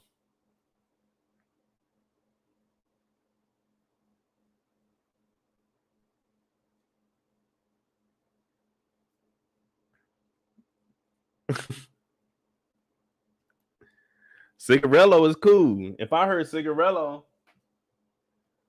I was like, oh, it's an Italian dog you got. You got one of them Irish bulldogs. Okay, Cigarello. But she pulls up on Maine and she's like, how's you how? He said, man, you know they had to kick everybody up out the prisons, man. She said, but that Rona, it shut down the paint for a little bit. He's talking about, well, you want to come to my block party tonight? My shooters is throwing one. Nigga, yo, who? Now, you know, it's like, y'all got people that just talk like that. Oh, my shooters. You know them niggas don't mean nothing like that. But this nigga, man, he talking about, hey, Mo, you trying to slide through? Slide through what? Oh, nigga, we having a little, you know what I'm saying, a little block party later on at night. And, you know, my shooters, they throwing it. Hey, first of all, nigga, why was you stuttering trying to tell me about your shooters? You a little bit too nervous. I'm not coming to that shit, man.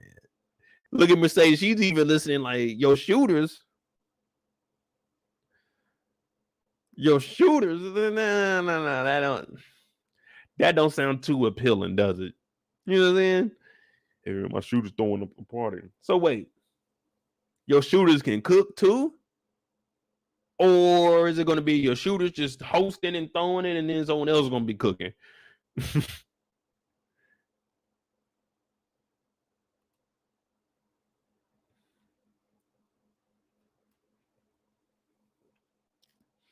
And he talking about, y'all remember on the Shy, I asked y'all, if you trying to get somebody to be your girlfriend, what you got to do is hold their hands, look them in the eyes, and just tell them how much you care and love for them. This nigga said, I want you to be my date.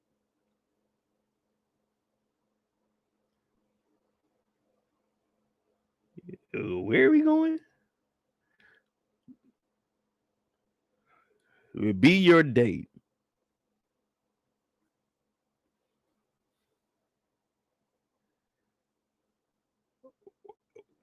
What's the difference between us standing right here on the same block in front of the same niggas that gonna be here tonight? What's the difference? This nigga talking about a date. I want you to be my date for the welcoming back party. Nigga, everybody's on the block right now. It's just a continuance of this morning brunch y'all got going on. Nigga, ain't gonna be no be my date. You can't go nowhere anywhere, nigga. You got on the ankle monitor, so I know where you be. You'll be 150 to 200 feet from the house. That's as far as you can go, nigga.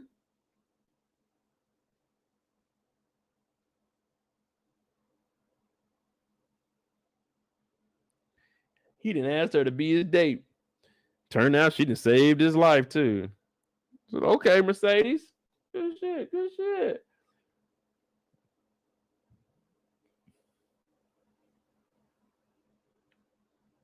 Man, what was the next time we even seen? Oh yeah, the pink reunion where Mercedes is just up there. Everybody that came through.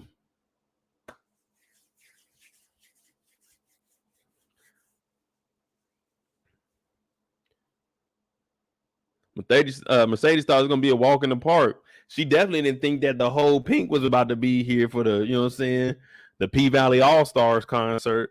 She did not expect everybody to be here. She knocking shit down. Uncle Clifford was mad as hell. Y'all heard Uncle Clifford when Mercedes started kicking shit over. Uncle Clifford said, "Big Mom, turn that shit off." Mercedes up here faking it too. Look at her. She up here stretching and shit like she really about to get up here and kill it. Mercedes knew good and damn well she was not prepared. Not prepared. I don't know about y'all, but in my lifetime, there's been many of situations I would go into work meetings unprepared. I would go in there and I would just freestyle the shit. Now, if you know a little bit about your job, you could get away with that. Some of the shit I ain't know nothing about. Man, they were calling my ass out. And I'm up there just, hey, nigga, I wasn't prepared, man. I wasn't going to sugarcoat nothing. I'd tell them straight, hey, I fucked up, man. They get paperwork, they get paperwork. But Mercedes, you can't come in here pretending. You can't come in here pretending thinking you about to be the headline. Uncle Clifford brought you in for the headline. That night, we seen you practice for 15 seconds before your shoulder started hurting. 15 seconds total and your shoulder started hurting. You thought you were going to be prepared to be the main act.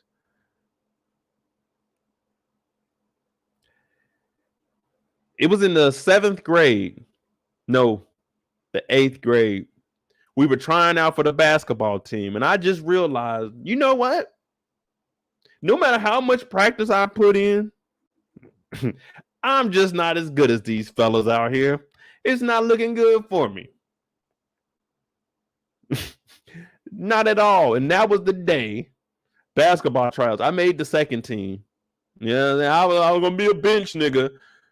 Not a bitch, a bench nigga in 8th grade.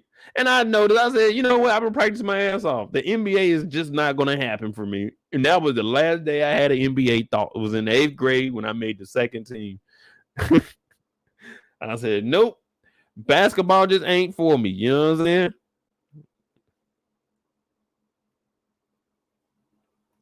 Sometimes you got to look in the mirror. You got to look in the mirror and tell yourself, this ain't for me. I'm done. 2019 was my last time. Well, was it? No. 2018. Yeah, 2019. January 2019 was my last time ever playing football and putting cleats on. I told my hip up, I said, you know what? Yep, that's it. Mercedes, you just got to know when it's over with. You're 30 years old. You 30. I've been there. I've done that, girl. I know how it is. And you do this on a daily. My whole body is fucked up. I'm 36. I ain't played football in 3 years. I said, no, hell no. Mercedes, you 30 years old and you climbing that pole. That's a lot of fucking work, man. My hip fucked up now. My ankle fucked up, Mercedes. I know how it is. I be waking up. Now y'all know why I be waking up so late in the afternoon. It might be, you know what I'm saying, 1 o'clock sometime. We got like, ah, damn, my body's sore, nigga. Damn. That's the thing, Corey. 30 ain't, I mean, it ain't old, but it is. But with some good rehab, she ain't got time to rehab. She just blew a $40,000 job. And now she a full-time mom.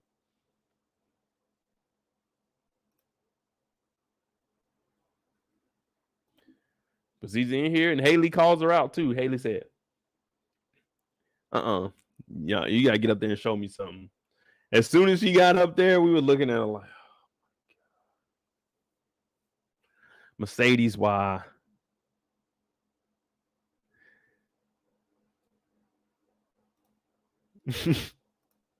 Kenna said, you act like she's a senior citizen. No, I'm not acting like she's a senior citizen. Just in stripper years. See, I can't say what I want to say because people will take it the wrong way, but I'm going to say it anyway because I know what I mean. And you guys will understand. Like, when you up there, you stripping, them years aging go up. Like, every stripper year is like 4 or 5 years. You know what I'm saying? Regular years. You look at, like, I mean, they basically athletes. All that they doing, hey, yeah. Them professionals and pros, they bodies tear down faster because them niggas is doing that on the daily. The women are doing that on the daily. So in stripper years, she 30 and she was dancing since a young one, at least since 16. So 14 years and 14, 15 years in the game. That's really like a 40-year career. God damn. No, we just gonna put that at 45 because every year is 3 years, man. You putting that wear and tear on your body. You in there, you coming down doing the splits, yeah, wear and tear, baby. Trust me, I know. I got arthritis in my left ankle, in my right hip. Yeah, I know, girl. It's bad. You got to turn into a bottle girl now. You got to turn into a bottle girl. No more pole for you. You might be able to go and, you know what I'm saying, pop lock and drop it in front of a couple niggas, but no more pole for you. You be walking around selling bottles now. You 30, girl. Your body done caught up with you. Shit. And they down in the paint. So they working conditions are a little, well, I don't know, because there's a lot of strip clubs you'll see. In the locker room, it's just like, damn, this is a nice establishment. I see how much money y'all making, and these locker rooms look like niggas been playing football in here back in the 80s. Y'all can updo these strippers. Hey, club owners, I know y'all worried about the bottom line, but hey, get these girls some adequate fucking locker room. I'll be looking at them things. I'm like, damn, this motherfucker a pigsty back here. Let these ladies be comfortable back there. They making all this damn money. But them niggas are like, hell no, we about to get them, what they say, we gonna get them coins. Yeah.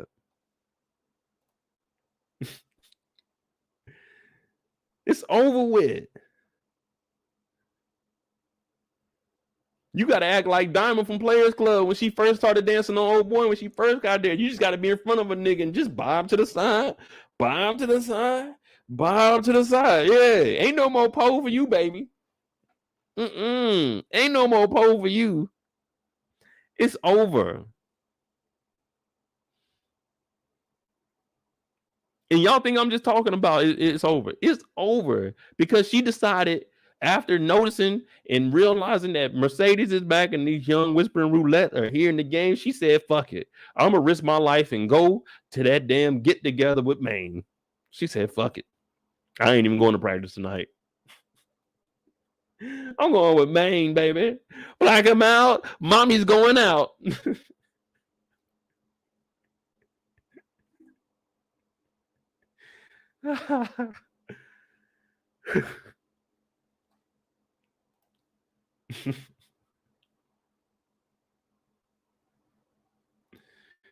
Corey said, but I still pole. Yeah, you casually pole though. Is that what y'all say? That's the term, I pole.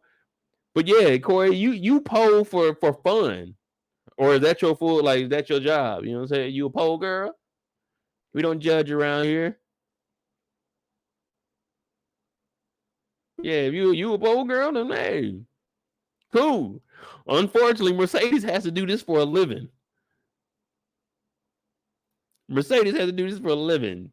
Dog, imagine. Y'all don't understand this. Imagine every weekend for one day, you're going to do something you were already doing for $10,000, $40,000 in a month. Could you understand how hurt you would be losing that kind of bread and having to come back in here with your fucked up shoulder? All she had to do was just make it a year.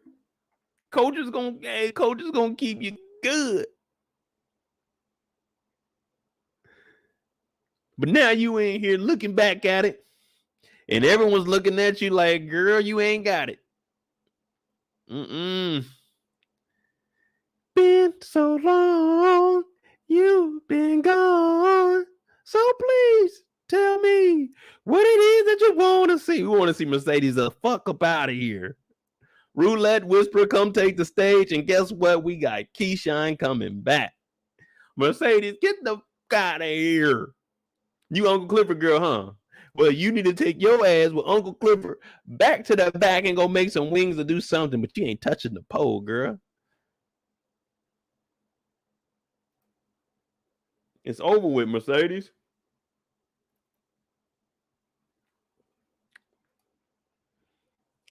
You even got the young girl roasting you. Keyshawn's back. You remember they were down in the locker room, and you know what I'm saying? Mercedes was basically saying, I finally welcome you in. You know what I'm saying? Because the last year they were going at it. Mercedes has officially been humbled. She's been humbled. Excuse me. She said, your vanity ain't gone? Nope, yours ain't either. Okay. Now Mercedes is walking out like Keyshawn blew up overnight. So she's coming out here. She got that real stage presence because she's been out on the road.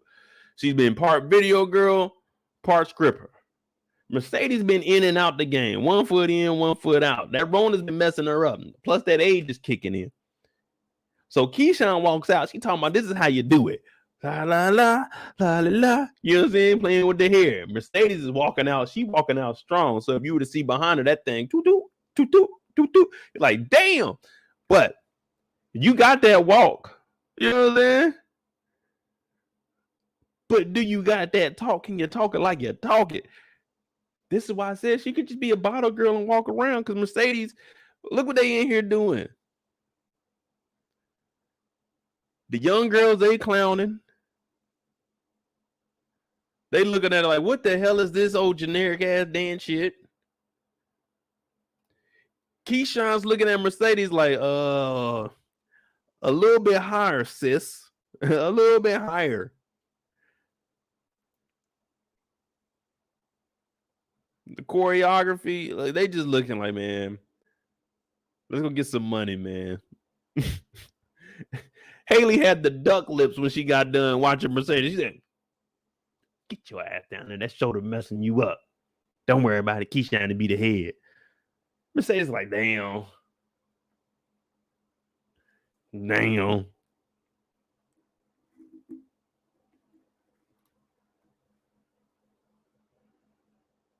Y'all think that they're going to actually have a good show, Mississippi and Mercedes? I don't think Mercedes is going to perform. I think this is it for Mercedes. She might have one hoorah. But I think she's going to be more into, like, she's going to come up with some bread or something and get back into the school. But I don't know. I don't see them doing a dance together. I can see, I want to say Mississippi. I can see Mississippi doing a hell of a job on her own individual dance because you know Hailey told her, like, hey, tell Derrick you get all the money off the he'll get all the money off the floor and then you'll get what's on the door. So I think she might have a good performance. I don't know. I'm not for sure though. Even though the whole plan that Hailey Colton came up with, I was like, that sounds a little fishy to me.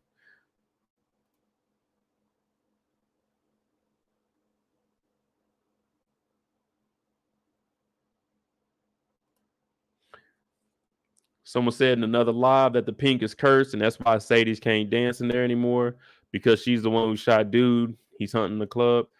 I mean, that's believable. I still won't like cross that out because Diamond is still in the show and he's having hallucinations and the ring is still there. So I don't know, man. I really wouldn't want to see it go in that direction. But I can understand if, like, they showed the ghost, so I was like, all right, here we go. We're going supernatural now.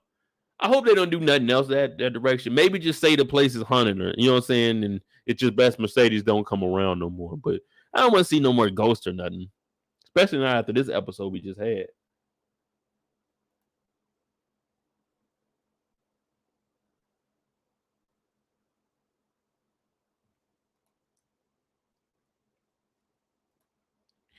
Hey, they about to have her own problems to worry about. I really don't know what Hailey's gonna do, man. Unless Georgie's about to get on her ass. Georgie got some power in there, but then again, she was just bossing around the people like at the beauty salon. It's not hard to boss them around. Any random person can go in the beauty salon. Hey, y'all get your ass over. Get against the wall. Okay.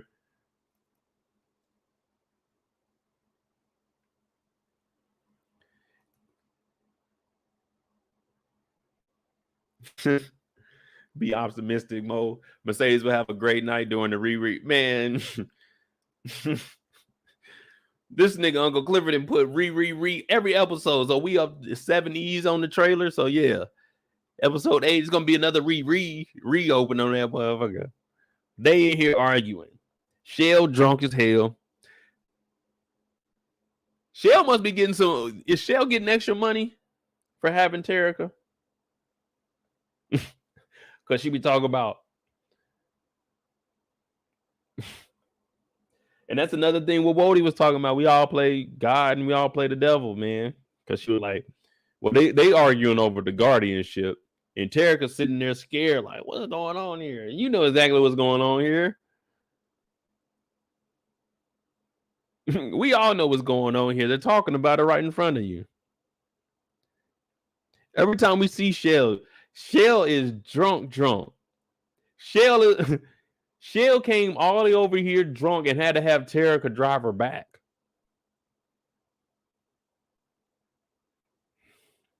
You got to report Shell at this moment. Like, I told you I'd be cool to hang with Shell, but at this point, you got to report her. There's no way she should have a driver's license.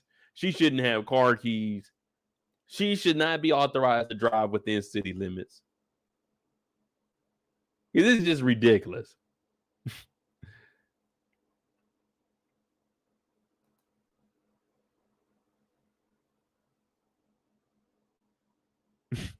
And Mercedes know, well, I won't even say Mercedes knew damn well because Mercedes wasn't even a part-time mom, a quarter-time mom. Mercedes was just not there. So, of course, she would have known the laws saying that you need a guardian if you were a minor, an actual guardian. Yeah, one by the courts. Not just because you had the child. They took that child from you and you ain't been around. Like, come on, man.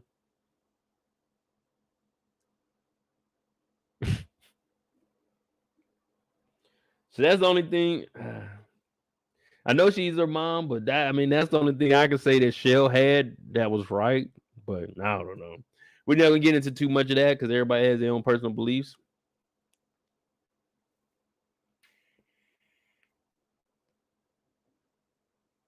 But when she said mom, they were both gonna look Shell talking about,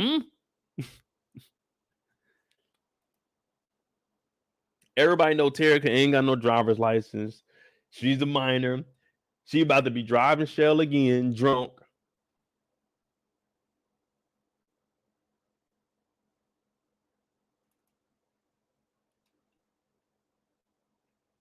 Now she done pulled up on the block.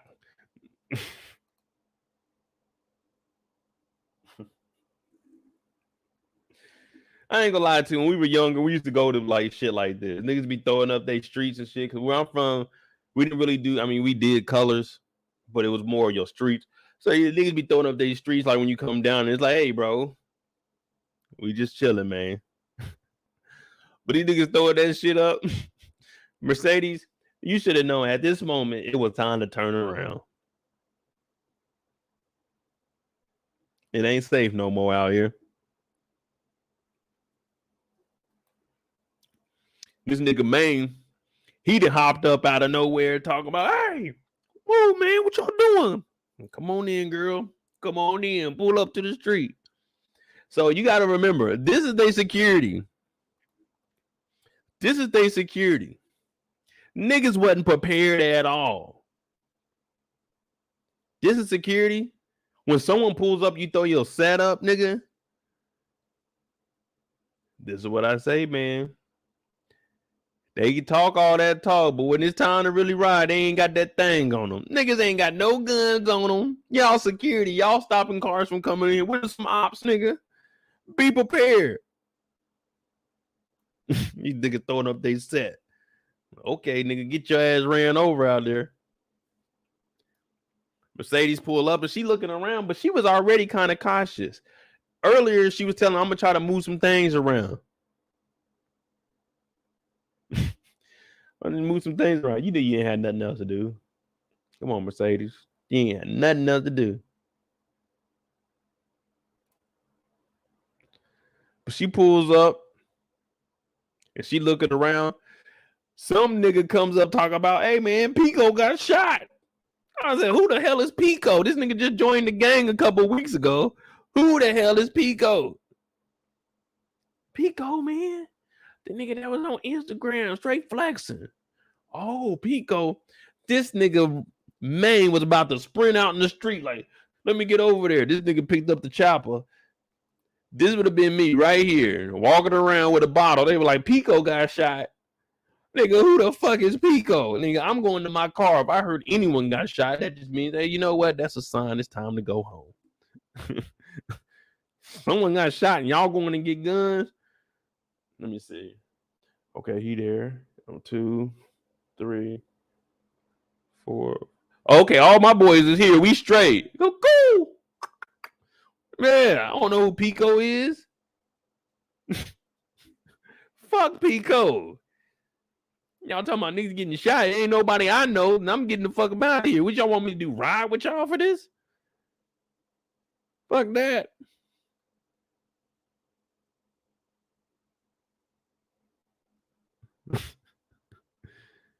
Play for Keys. Do I think this is the last season of PValley, especially since they facing a lawsuit? I mean, I haven't really read into that lawsuit. I haven't read into that, but I don't know, man. From what I did hear, they were saying that the TV show is stolen from something that they wrote. But nigga, it's a whole play that was already out before you wrote whatever you wrote. So I don't know, man. But anything that's $1 million, there's a lawsuit out on it some way, somehow. Someone was gonna be trying to sue for something.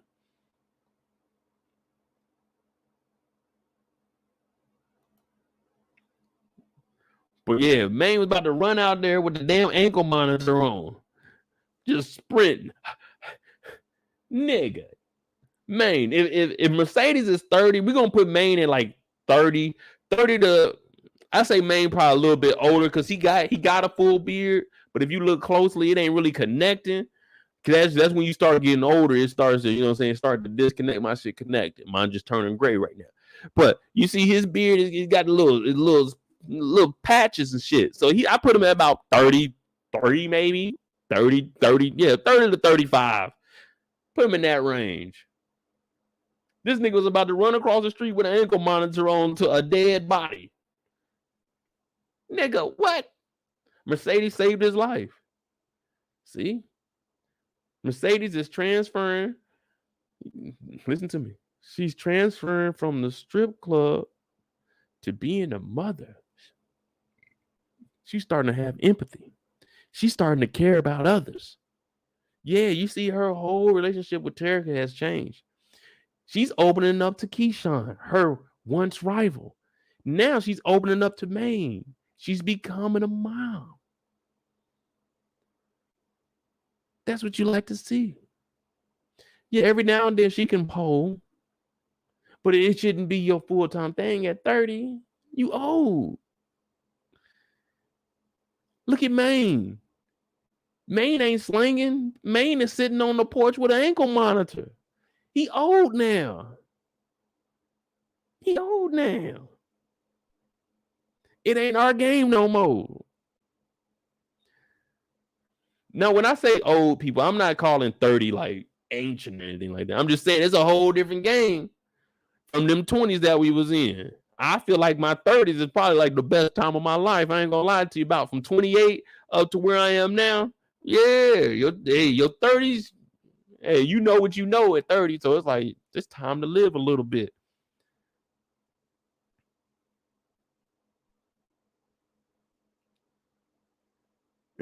Kendall said, explain the beard thing one more time. Yeah, man, like you gotta look at the beard. So when you're young, your beard ain't really connecting like that.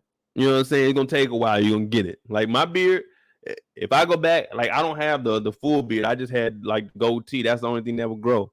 But some people, they like patch up like that. When you get older, it start getting a little bit patchy like that because you ain't taming it. He been having that beard for a while. He ain't putting that brush on that motherfucker. He ain't training that shit. That motherfucker just beating up. It could be a full beard, but you got to brush that thing, man. You got to do something. That's how you know, man, a little bit older. Because when you get into your 30s, we just don't give a fuck. I thought about dressing up. I was like, man, to pay respect for Big T, I was going to put on some fly shit. But then I said, man, fuck that, man. The people just trying to chill tonight. I was like, man, fuck it. Because I'm older. If I was younger, I would have been energetic. Like, ooh, let me do that. But nah, fuck that shit. Now, Mercedes is opening up. She telling them, man, I just knew it was going to be 3 of us coming out there alive. I would have been like, man, I wouldn't even know how to respond to this conversation. And Maine sitting there, and Maine didn't know how to respond to this conversation either. All you heard Maine say was like, oh, I hope you find what you're looking for. Because nigga, this is some random shit. And you like, I was thinking since I just got out of jail, you were my date tonight. We were going to just have a good time, like talk about, saying some fun things, lively things. Let's turn some lights on in here. You know what I'm saying? It's not all, it's probably about 9:30, maybe 10. It ain't late. I thought we was going to hang out, Mercedes. I thought we was going to have some food. We can come back to the house. We're going to drink, have some music on. You back here talking about this? That nigga patted her on the back, said, that nigga said, I hope you find what you're looking for. And then this nigga left. He left his house and went back outside and left her in there. That's how much he didn't know what to say or wanted to hear this conversation. I said, damn, this nigga Maine don't give a damn. This nigga Maine does not care. This nigga got up, left her in the house with the lights off and went back outside. Where we just heard that some niggas was outside shooting. Somebody in our crew is dead. And he's going back outside to just hang out. Left her in the house with the lights off. I said, damn, this nigga Maine. That's a bad man. That's a bad man.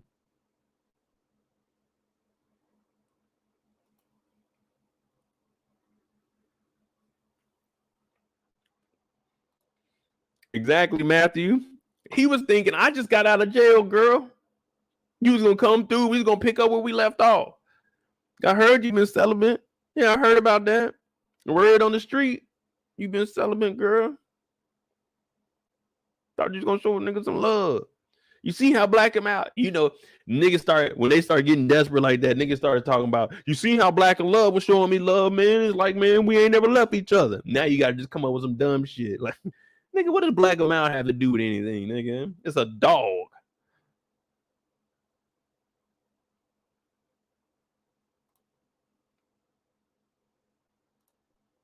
Oh, Corey, I ain't, come on now. You know me. I ain't a hater. Yeah, I hate a little bit. But nah, that ain't hating. Like, I feel if you giving an honest, your honest opinion, and you offering help to your opinion, like, don't give me an opinion about something and then you don't tell me how to fix it. Just, you should do this. Okay, what do you mean I should do it? What does it do about it? You're saying I'm giving advice, like, you know what I'm saying? I ain't hating.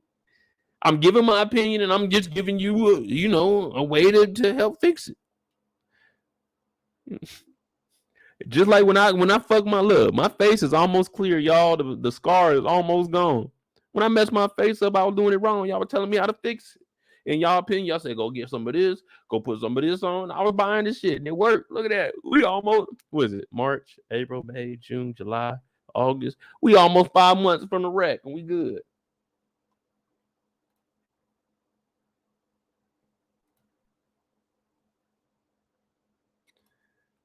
He just wanted to cuddle. You could see it in his eyes. Shit.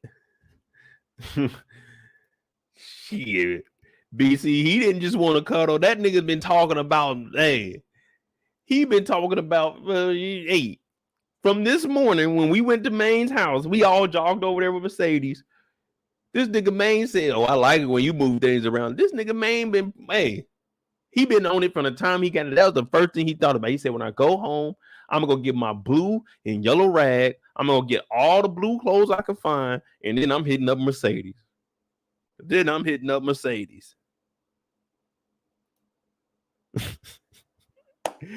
nigga ain't had nothing else to do.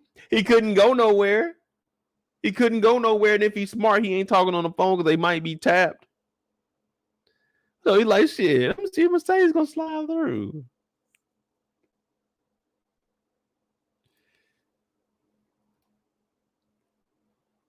He wanted the Mercedes experience.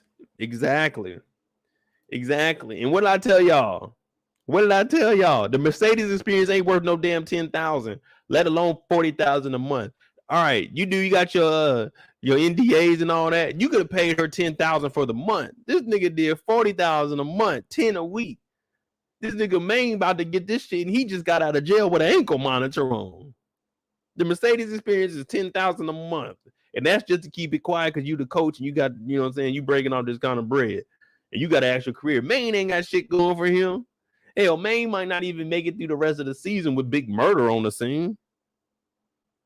Yeah. They're going to be at the Pink Performance or some shit like that. Big Murda going to be in there. Mercedes going to be in there dancing. And Maine going to be in there. And Big Murda about to catch a body. And it's just going to be called Murder from here on out. Yeah, that's how we're going to end season 2. Maine getting got. Maine getting got. Big Murda is on the scene, y'all.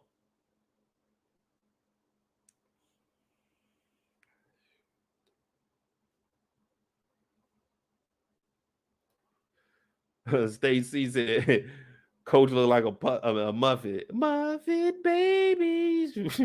Hey, that used to be my cartoon.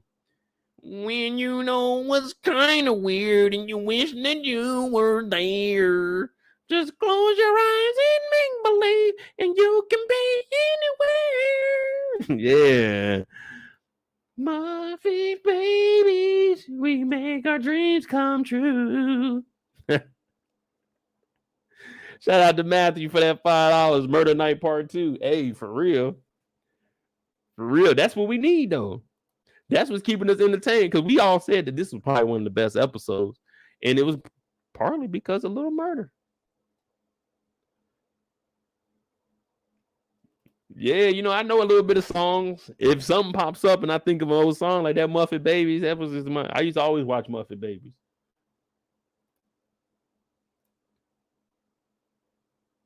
My favorite dude, I forgot his name, was the little bear that played the drums, or the little brown dog. Of course, they made the dog brown and played the drums.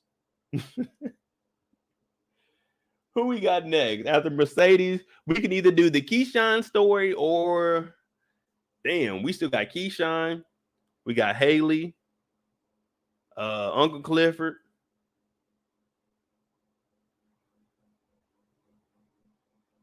Yeah, that's really only 3, because, I mean, Corbin's story is all right, but we can put Corbin's story into... We can mix Corbin in with everybody anyway, because he's got a part with Andre, part with Clifford, part with Mama Benz. Keyshawn. Waka, waka, waka. Say it again now. Waka, waka, waka. Yeah, Waka Bear. Oh, he was a bear.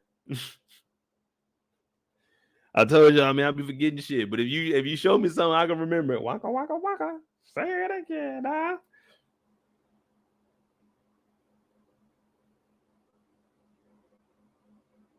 Gonzo. The nigga's name was Gonzo. Miss Keyshawn. The first time we see Keyshawn, It's right after we.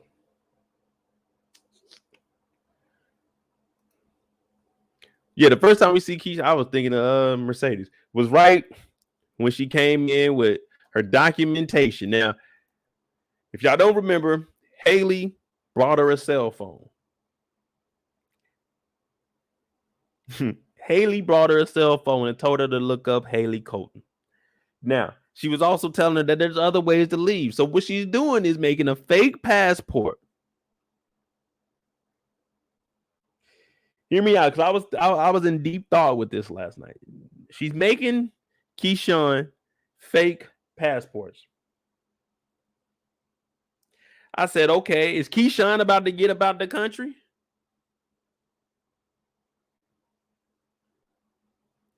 Is Keyshawn and the babies about to get about the country?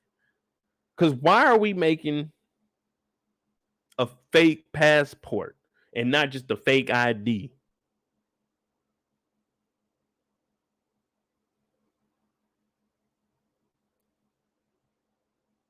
Y'all get what I'm saying?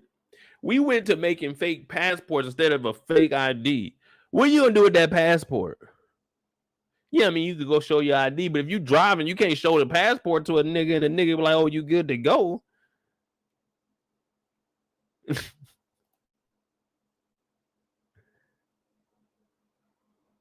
They said, I'm gonna make you a passport. Oh, okay, cool.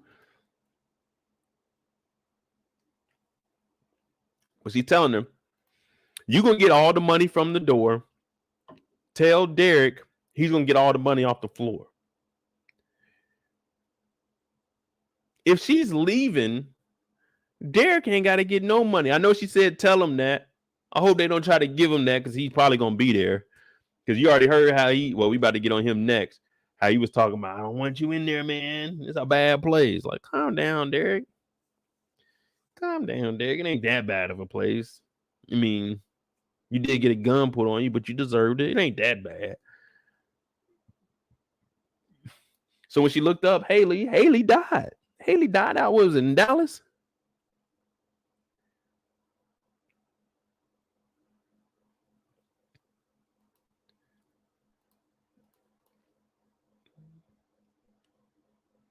She looked her up and she said, don't tell me where you going, because that's rule number one. When you're trying to get away, you don't want nobody to know where you at. Nobody. Who can love you like me? Nobody. Yeah. You got to get the hell up out of here.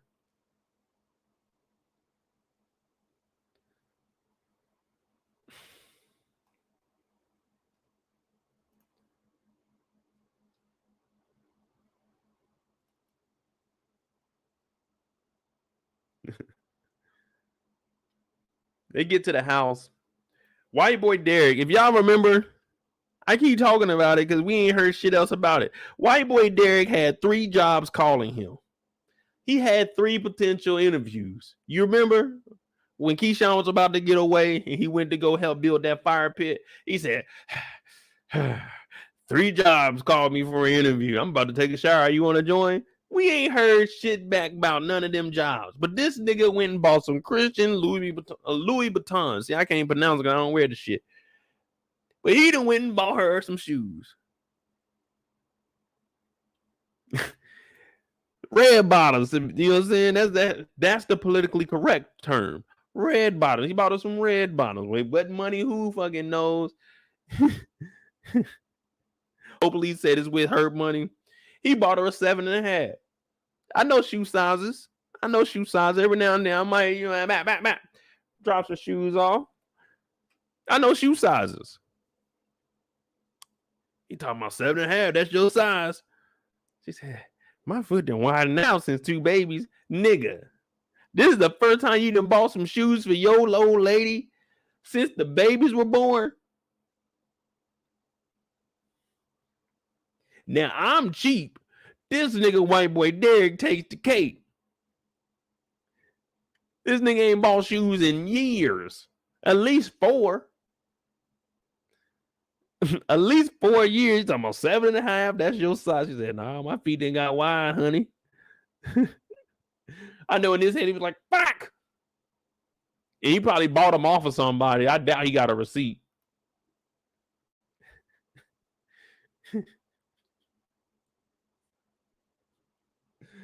See, on my channel, we get on the dudes, we get on anybody. You fuck it up, if that's your old lady, come on, man.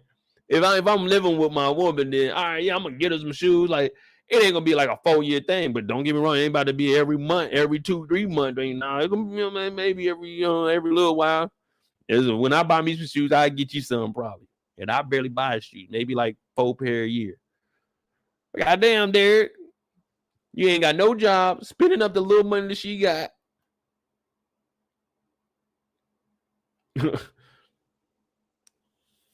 He hyped too. Not knowing that this is hurting her feet. This nigga cramming that shit in there. He talking about, yeah, that's cool, right?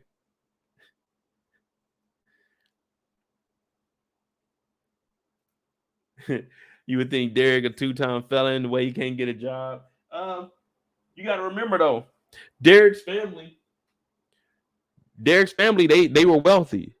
And when Derrick was messing with Keyshawn and she got pregnant, you remember the family, they were done with him. They don't talk to him. So they probably got a lot of pull down there. And you know what I'm saying? And anything that's good, they probably not going to hire him because they don't want to go against his family. You know what I'm saying? Because the family got that pull down there. So if you hiring their son after they didn't already told everybody, don't you fucking hire Derrick. He messing with them gutter niggers. Don't you hire that boy.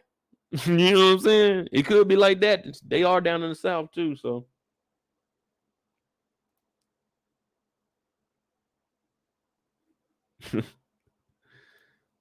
Kiddo said that's very thoughtful of you. Yeah. If I'm living, like, come on, man. I'm cheap as fuck.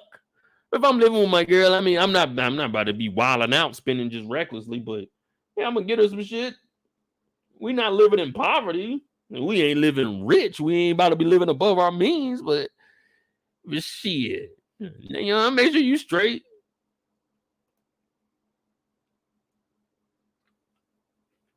Or like I always say, we can move back to Kansas City. We can move to Wichita. We can go live in one of my properties. We can live like king and queen in that motherfucker. How much we gonna be paying? Shit, if you want to live like that, well below our means, and yeah. White boy Derrick over here.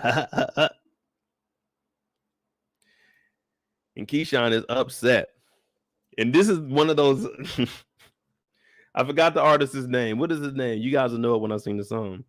White boy Derrick is like, Keyshawn, what do you want? Anything you want, I'll do it. Keyshawn's like, what I want can't be bought. This nigga said, baby, what I gotta do to please you? Baby, anything you say, I'll do. Cause I only want to make you happy. From the bottom of my heart is true. Yeah, that's what Derrick was saying. And Keyshawn said, I can't be bought. My love don't cost a thing. Yeah. This is exactly what this moment is right here on both sides. This is what Jayla was singing about, and this is what he was singing about.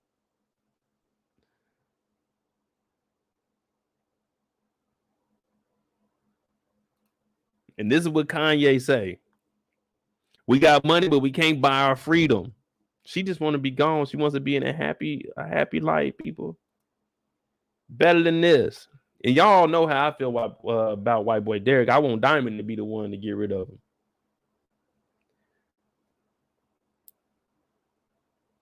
I don't know. We gonna see, because white boy Derrick is every time we see him, he's skating through. Don't nobody even know. Don't nobody even know white boy Derrick is the way he is.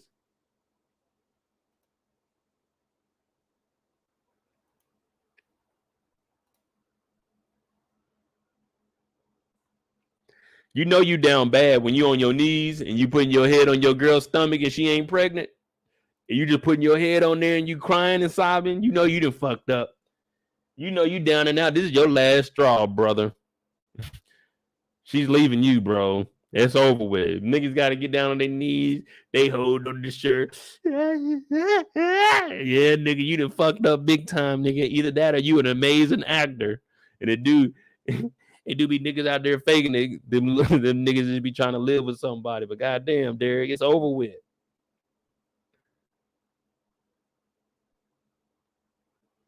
And Keyshawn's looking like, the reason Keyshawn's looking like that is not because she's upset.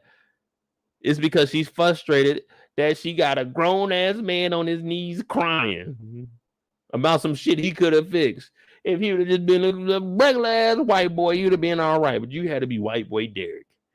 And white boy Derrick just been fucking up.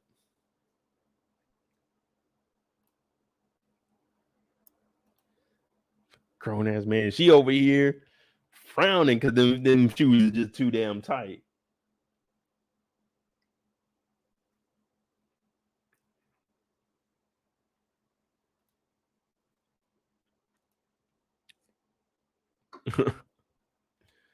What we got next? So Keyshawn shows back up. She gets to meet all the girls because she was also tearing white boy Derrick. She trying to go back to the pink too. We ain't gonna forget that.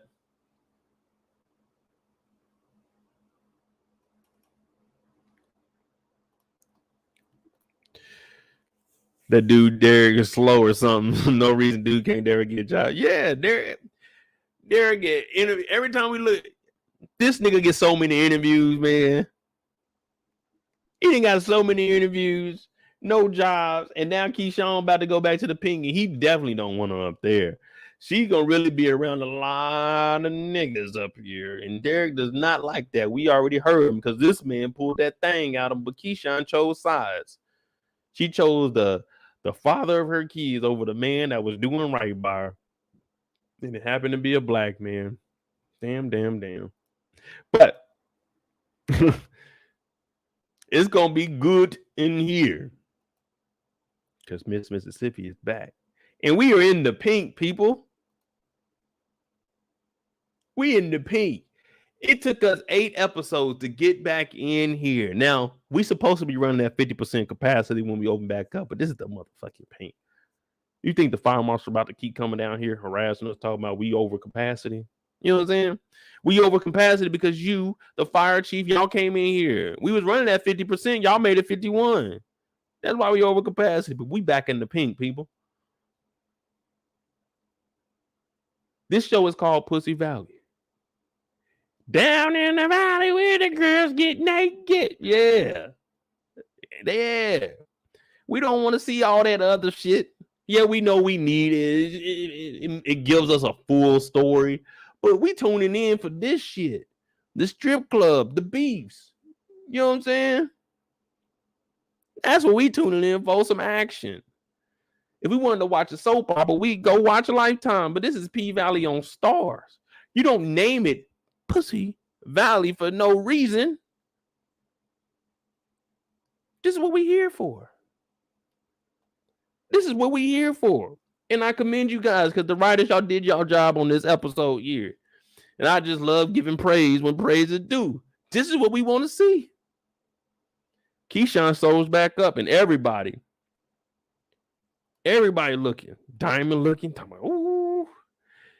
Big Bone knows something is up because Diamond ain't never looked at her like that. Diamond ain't never looked at Big Bone like that. Hell, Diamond don't even look at Big Bone when they getting it on. You know what I'm saying? She talking about next time I want you to look at my eyes. I wanted you to do me dirty. Like, whoa, hey, yo, that's a little too freaky for me, Big Bone. I'm you know what I'm saying? I don't want to be attacked. I don't want all that. I just want to enjoy our time together, girl. This nigga don't even have his eyes open looking at Big Bone. But when Mississippi came back in here, he said,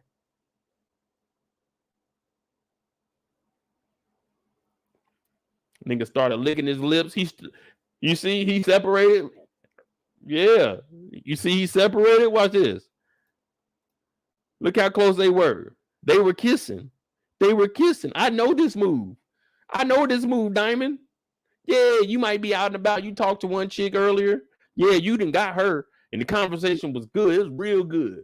But now you done found something else. You know what I'm saying? Like Big Bone. You know what I'm saying? And y'all get to talking. But the other girl walked by and you don't want her to see you with you. What did Diamond do? As soon as she walked in, that nigga stepped away from Big Bone like this. Start looking at Keyshawn. Whole posture changed. Remember earlier, he was relaxed, kissing on Big Bone. As soon as Keyshawn walked in, the one that he really want, straighten up and fly right. That nigga.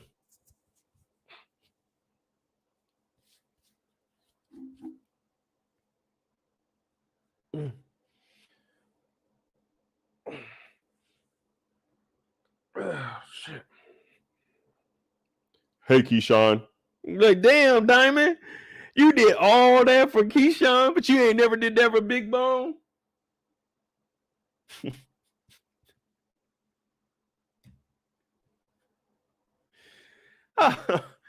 We know that move, man. All the gentlemen in here know that move, man. You ain't trying to be seen. You know what I'm saying? I'm with something else. She bad, but you bad too. But you got some other shit. Like we just had a connection before I even met her. We just chilling. You know what I'm saying? We know that move. That nigga said, I don't know her like that. I mean, we cool. I'm just security up here. Nah, nigga. No, nigga.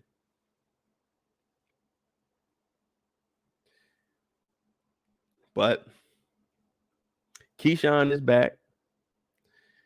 Diamond's been fantasizing about her. That's some weird shit in itself, because if a chick ever pulled a pistol out on me, I'm not fantasizing about her ass. I hate that for the rest of my life. Not hate to, like, you know what I'm saying? I really got hate for anybody, but I'm never going to talk to her, like, to be involved with her. I told y'all about roulette. Roulette to jump up on your bed while you sleep. You wake up, roulette in your room, like, damn, girl, what you doing? She done got a gun in your face. Oh, shit, no.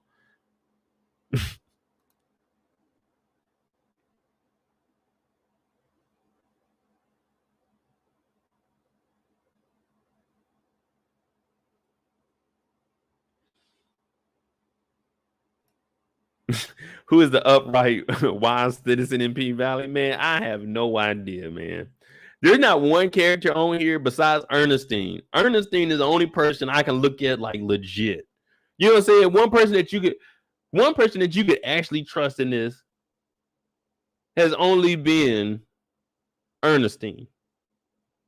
You could say Hailey, but Hailey didn't turn her back on everybody. She did her own thing. Same with Mercedes. Uncle Clifford didn't win against people. So it's like there's only one person on here you really trust.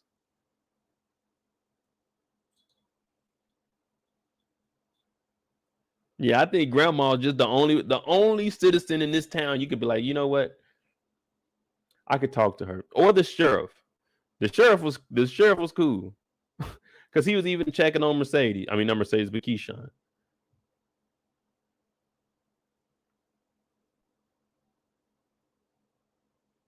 Who knows, man? This is PValley. We don't care.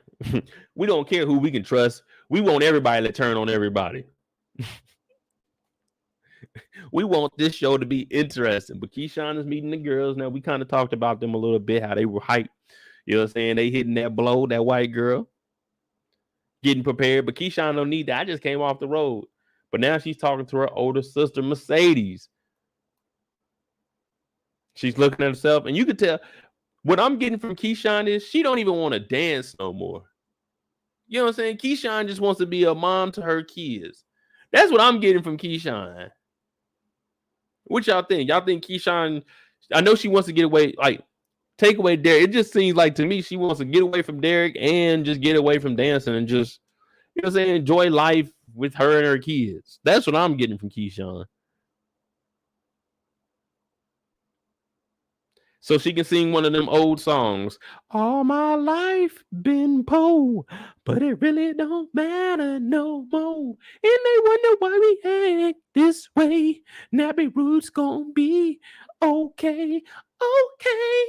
Yeah, that's how she's trying to live. She's trying to get up out the strip club.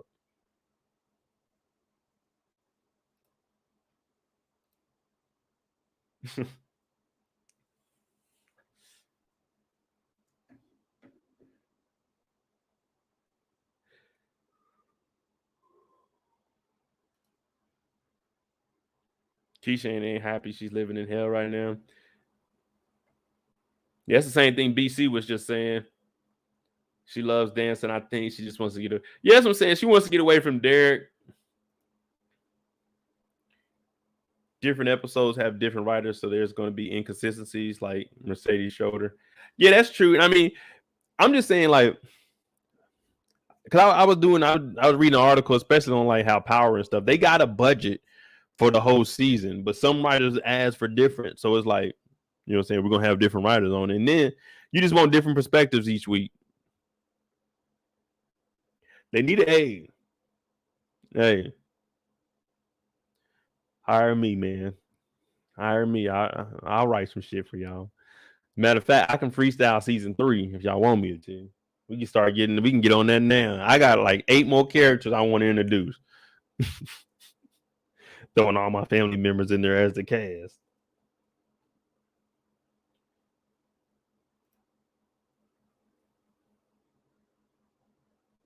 Damn, what was else from Keyshawn?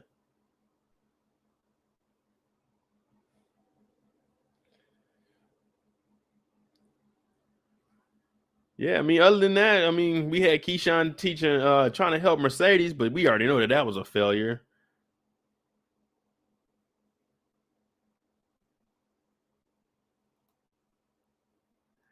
Oh shit, Eric, I got you, man. I got you. They let me get to writing. Shit, hey, we all gonna eat. We all gonna eat. They give me one of them writer roles. Shit, nah, yeah, I'm gonna be donating some of that money. Yeah, we giving back to the people. Give me one of them roles.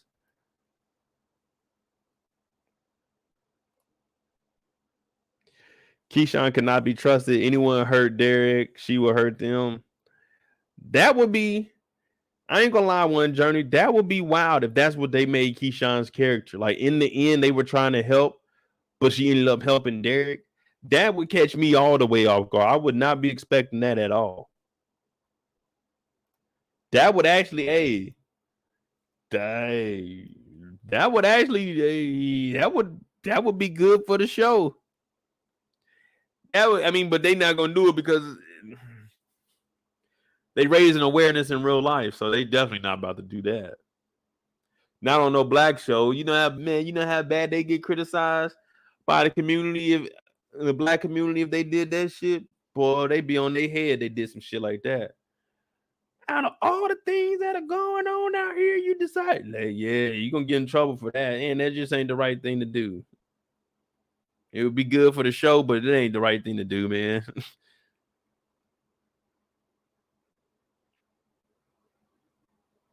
So now I don't think they're gonna do that.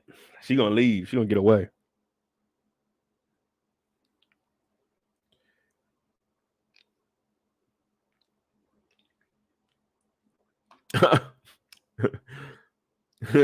Sorry, Hall needs more P and less D at the Valley next season.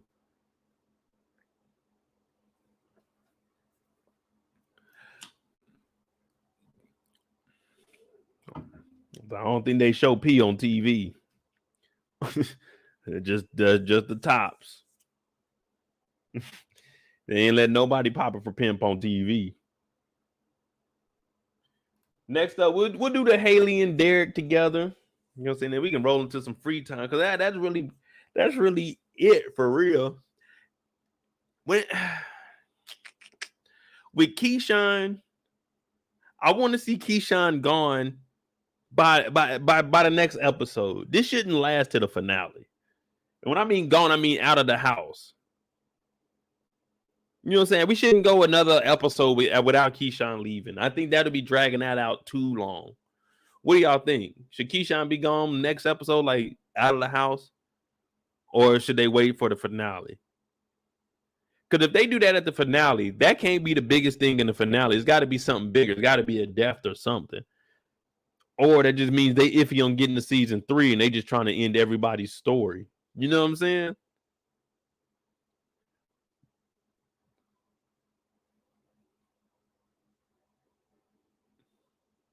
Because she need to be gone, and then they needed another body, like a significant character dying at the end of 3. I mean, at the end of this one. Unless they do it like Grandma passes, and then you remember they had a little auction, and then like they start off the new season with Grandma being gone. I don't know, man. There's a lot of things like that to be popping in my mind, but I haven't seen anything that confirms that they got a season 3 yet. So if they don't, and they don't think it might not get picked up, they might just be trying to end everything, you know what I'm saying, by the finale. So that's 2 episodes.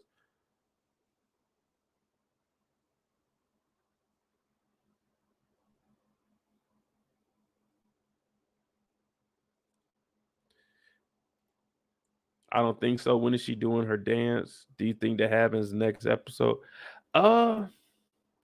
See, I'm not sure. In the trailer, they're having the grand reopening. Could they throw it since it's the grand reopening? No, that's got to be her dance. That's what they practicing for.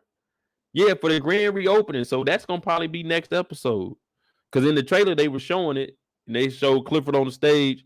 So yeah, it's gonna be next episode. It's gonna be her dance, but hopefully she gets out of the situation, man. Because if she has a show, what she got to take the money to him? Like, just leave right after the show. Have someone distract Derrick and have her go out the back door, and that's the last we see of her. Someone else then picked up the kids. You know what I'm saying?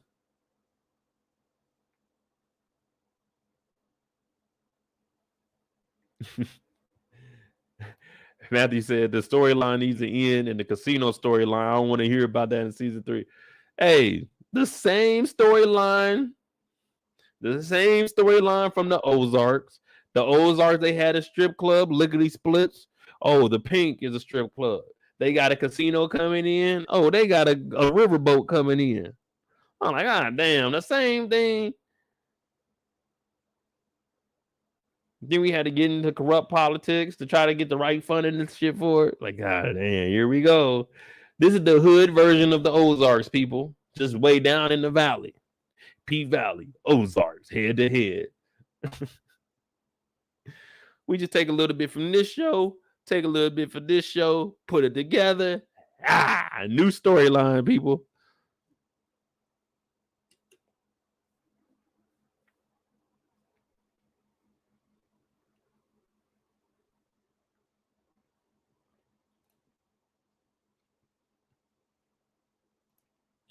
I think Wody and Little Murda getting picked up on the season finale.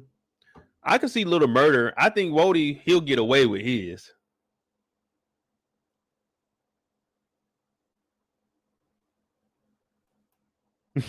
Miss Bradshaw said the Ozarks. Yeah, the Ozarks. Matthew said the Ozarks in Mississippi right now. Yeah, man, all that flooding, man. Shout out to my family in St. Louis, man. Hope everybody all right out there. And to all the families out there, man, I hope y'all doing good, man. Matter of fact, there is a channel. I just started watching it this week. It's called like Matt Hey y'all or something like that. But he a weatherman. This nigga raised $50,000. Was a white guy. It's him and some storm chasing. They just went up to Kentucky for the flooding. I'm like, damn, man. That channel is interesting. And that's some shit I watch, you know what I'm saying, in my free time when I ain't watching the Ozarks. Who we got next? Hailey.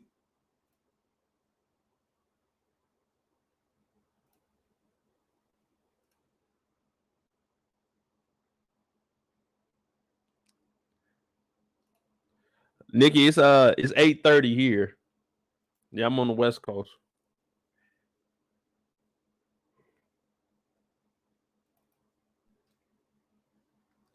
If y'all notice, when we found out that damn, what's the boy name? Andre is a fraud. Did y'all see how Lakeisha Savage, Haley Colton, Autumn Nightmare looked at the screen? She like, damn, this whole time I've been lying to this nigga. This nigga been lying to me.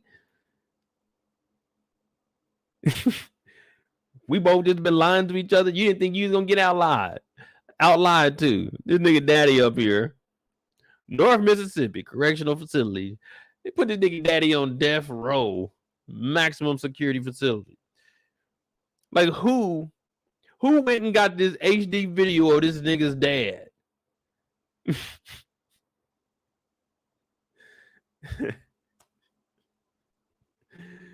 Oh man, this nigga Wayne, he went and paid the correctional facility. Hey man, we'll give you $10,000 if you take him out of his cell and walk him up the stairs so we can get a picture of him.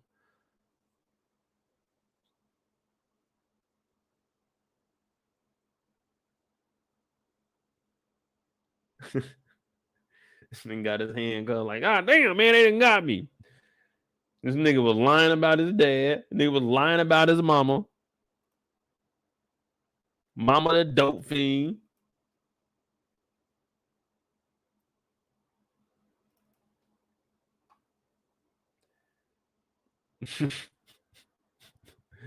This nigga Corbin, we just gonna tie Andre and what's his name in together. This nigga Corbin was so upset. He said, hey man, y'all got something else to do? And they're like, nah, man, we just chilling. They get the fuck out of here. This nigga was upset, bro. How did Andre right then and there? It was we all don't like. I'll tell y'all my life stories, but I don't tell y'all like my personal shit and stuff. But something like that and running for mayor, there's no way that I would think I gotta hide that. That's something you gotta disclose, man. I mean, you don't have to, but people, when they hear the bullshit story you've been lying about, when they hear that bullshit, you just lose all credibility, man. They didn't heard that story. Oh man, his dad died. Mayor Tyrell Roman took him in. His mama go. No, this nigga daddy is a killer. His mama's on drugs. Why did you feel you had to hide that from us if it wasn't bad? Unless you knew your daddy was guilty for that. Come on, man. Andre, that nigga Corbin looked at Andre in the face and said, hey, man, when you start funding my campaign, nigga, then you can tell me what we can and can't do. Then we got the Christian on TV, Mama Ben's ass. Every time you see her ass, man, it's some funny shit. Mama Ben's out here whooping on Mercedes. Ain't no one even help either. Everybody always talking about we got to do something, but don't nobody want to do something when somebody needs something. All these motherfuckers back here watching. They out here scrapping. Then they got Mama Ben's on TV talking about she was a prostitute. Like, Mama Ben's ass got on TV. This is Mama Ben's. This is not me talking. She said, yeah, I used to suck some.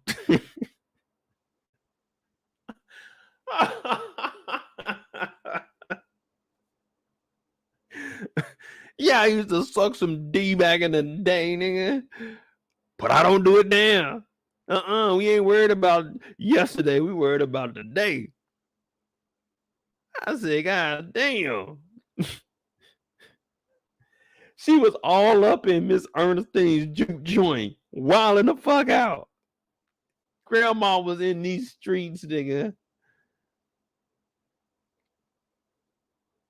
Oh, man, my head hurts. Mom was in these streets wilding out. Just like, what was the skit where Dave Chappelle went in there and talked to the kids on career day and said, and that wasn't the first time I sucked some for crack.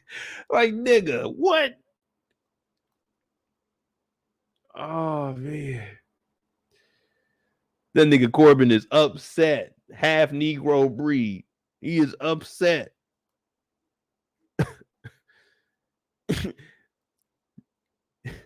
This nigga Andre in so much trouble now. Hailey called. This nigga wouldn't even answer her call.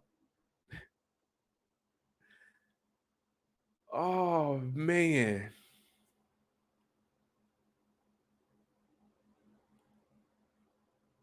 Grandma is wild, dog. Grandma is wild.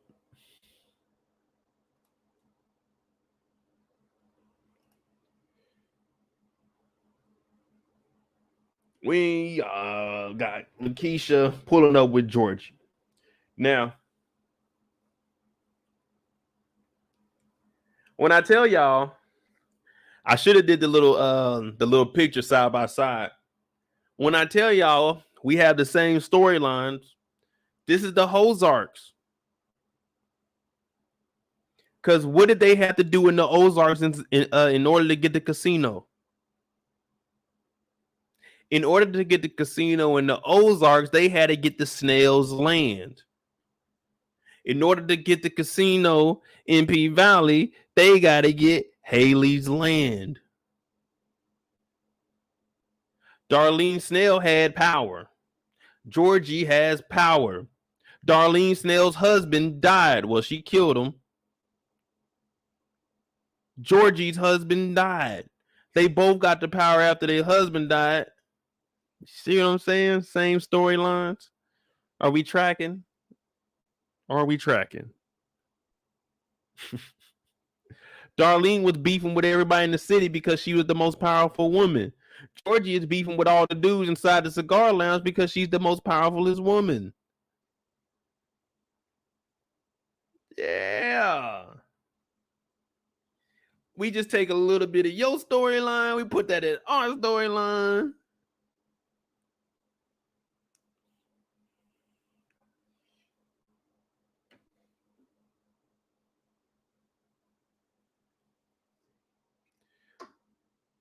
But Georgie got that, you know what I'm saying, that power. She told the beautician, you shampoo girl, get him up out of here. Get him up out of here. Whoa, my bad, Eric. My bad, Eric. What season are you on at least? You got to be on at least season 3. If you just don't like the first, second, or the second season, then yeah, you behind. But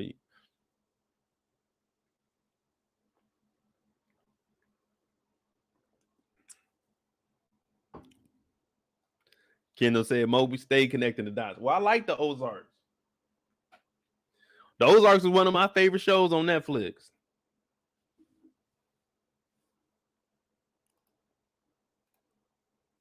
Ended a little whack, but Ozarks my shit.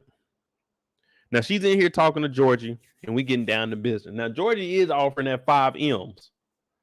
She's offering that 5 M's. My thing is, Hailey Colton is dead. Lakeisha Savage is in here, but you trying to finesse $10 million? That's gonna be risky as hell when you're dead. You see what I'm saying? And faking death is a crime. False identity is a crime also. But you're risking trying to get 10 million. You better just take this 5 million and see if you can get it in cash and get the hell on.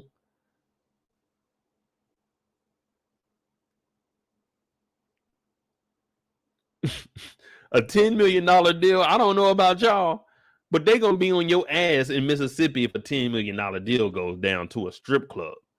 That's gonna be all in the news media. Everybody's gonna hear about that.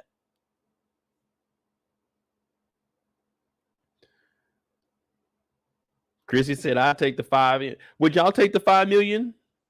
Because the 5 million out of 5 million, she'll be getting what, 4.25?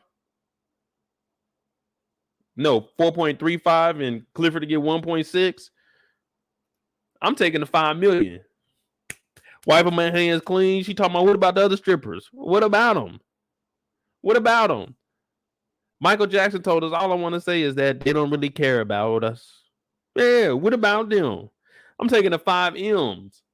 Flexed up. Hey, Uncle Clifford is 1.6 at the house. Nigga, I'm gone. Throwing that phone in the river. It's over with. I'm gone.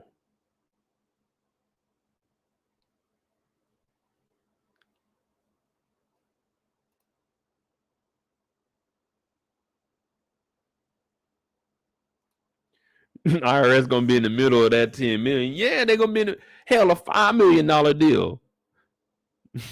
A $5 million deal, they're gonna be on your ass. Hell, the bank is on your ass when you move more than like 10. They like, damn, what you doing with 10? Like, damn, nigga, I've been saving a little bit.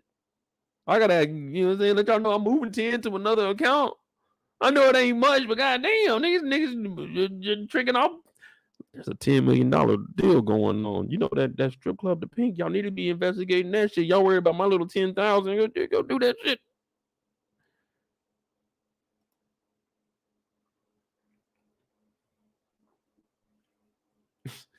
The fucking $10 million deal going down at the Pink, and you worried about my $10,000.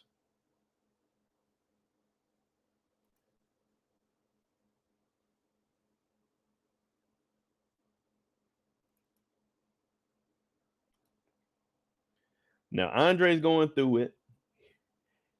it. He done lied, fictionalized his story to make him sound cooler. Hailey show up with some moonshine.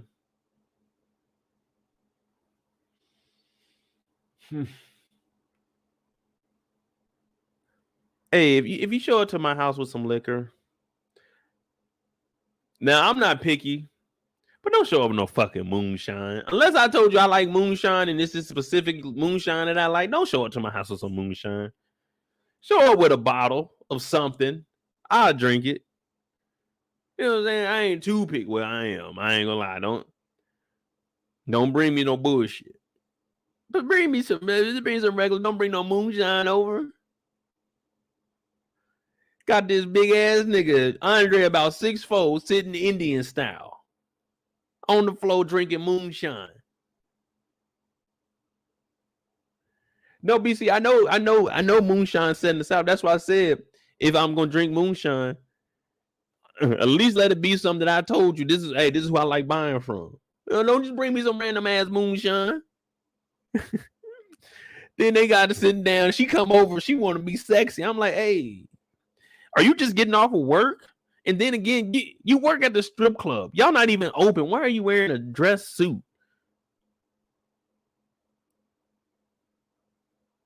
Where are you walking around Mississippi all day in this? Why are you coming over here right after work? God damn, Hailey.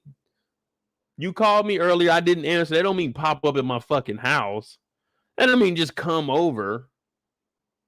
I'm busy. I'm doing something. I'm running for mayor. I'm trying to get my feet back up under myself because I just got exposed on TV. You seen that? You seen the ad?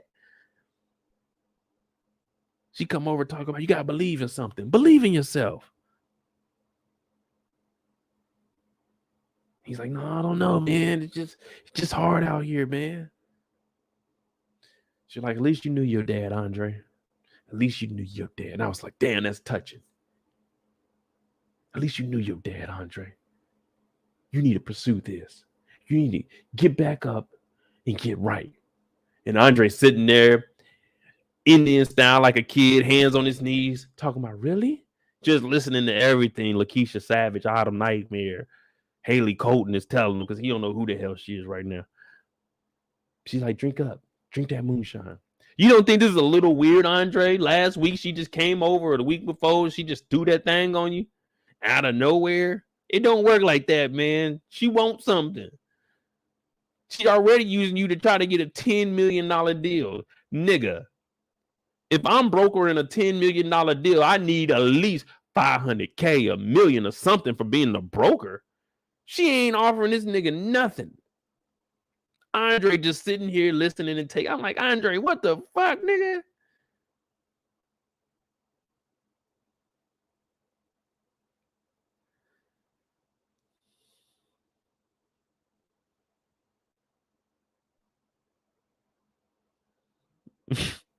Indian style.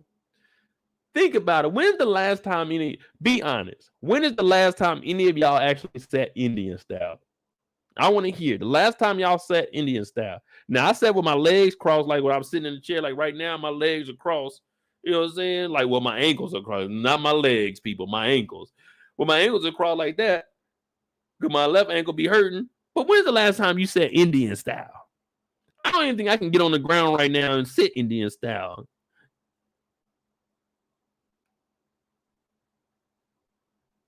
Kendall said right now. Oh no, let me see. 12 years old.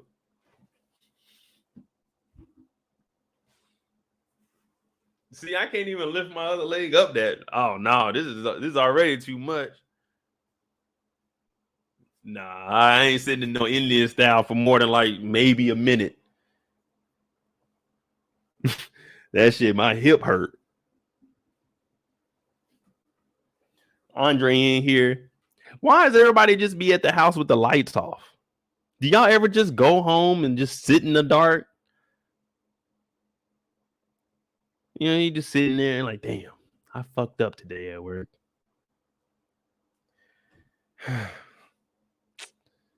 This mayor shit don't look like it's gonna work out for me.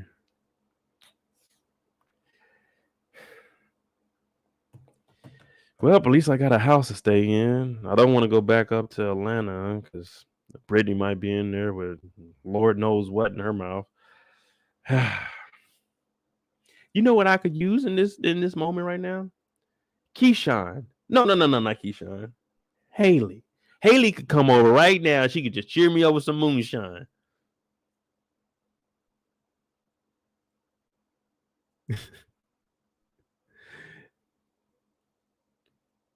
Where y'all? Hold on, wait a minute. If y'all are sitting in Indian style, where are y'all listening to me at? Like, are y'all on y'all phone? Like, what do y'all be watching off the phone or off the computer?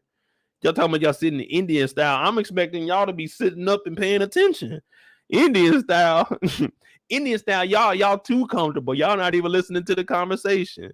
Y'all thinking about, ooh, it would be nice to be on the beach right now. No, y'all sitting Indian style. Where y'all watching this at? To be sitting Indian style.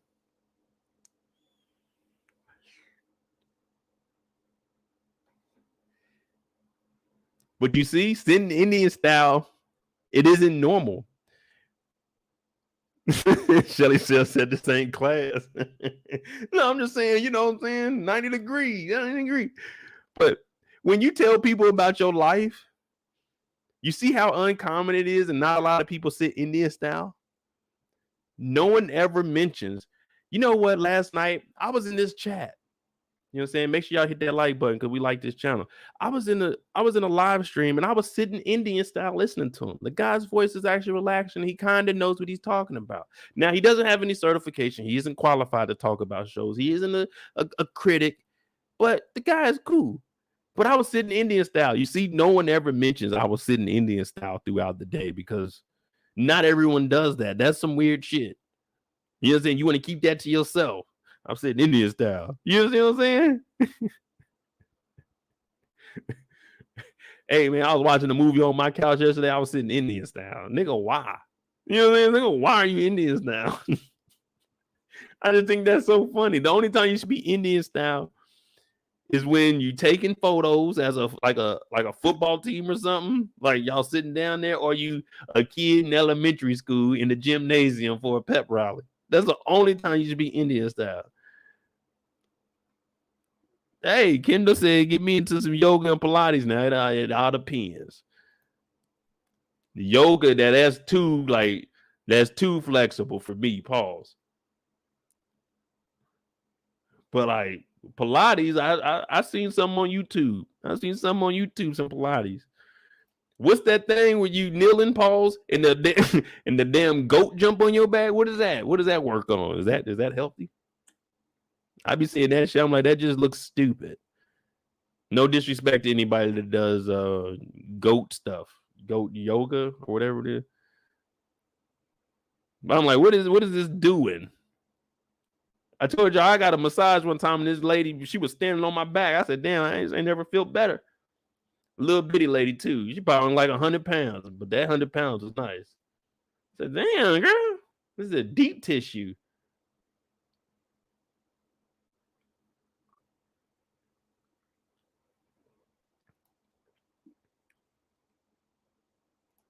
BC said Andre should buy some furniture. Man, he just living in this free house, you know. It's just a free house. Vote for mayor. When she called Brazil, what do y'all think is going to happen from Brazil when she called him and said, we got to meet up? You think they about to try to put together a group to get votes or something? Or start, you know, I don't even know what, like.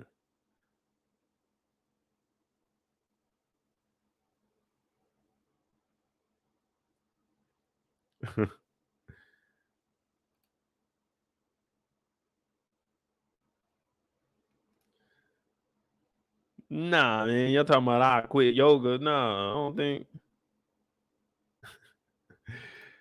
I ain't gonna quit no yoga. If I pay for something, I'm going through with it. Especially if I pay for like yoga. How long is yoga? Like an hour? 2 hours? I ain't got no 2 hours to be out and about doing some yoga. I give them a good 30, 45 minutes.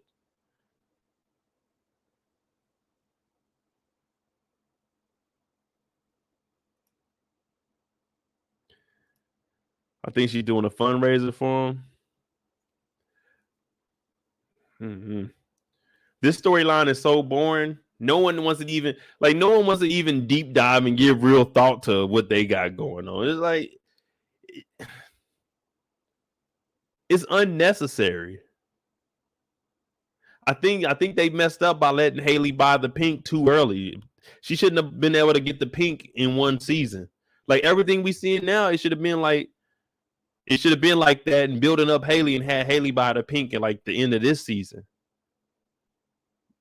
Because they rushed that first season. I mean, I guess it's because they didn't know they were gonna get a season 2, but they could have stretched this, man. Because this Andre and Hailey thing, it ain't working.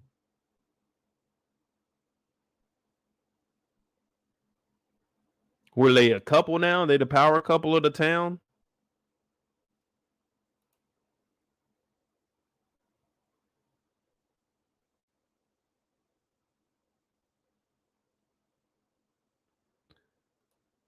Now, I will say, this storyline is something you would see on TV in real life. Like, this kind of shit goes on. She trying to do all this. She just, like, when we were talking about that 5M, she gonna do all of this. In real life, this should be happening. Do all of this with fake ID. You ain't got all this money raised for you. Then everybody find out you was a fraud. Like, now I be looking at them stories like, what in the hell went through your mind to think you should do this shit? So they setting that up.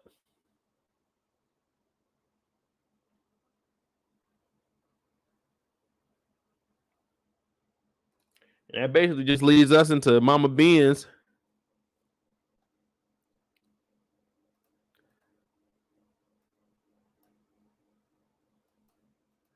See? Pastor Woodbine, Mama Ben. Y'all need to take a note out of her book, man.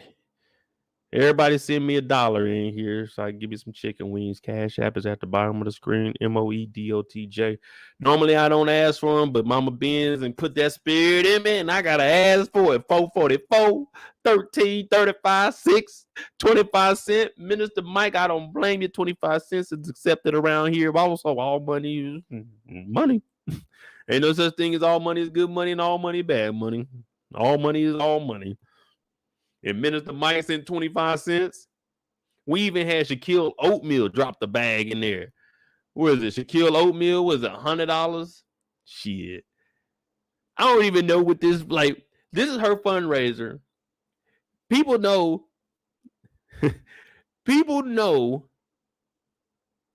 that Pastor Woodbine was out here in these streets. People know that she used to work at the diner. People know she used to get lockjawed. This ain't me talking about it. This is her saying it in a minute on TV. People know she was out here wilding out. The things Mama Benz would do for a crack rock. It ain't no telling.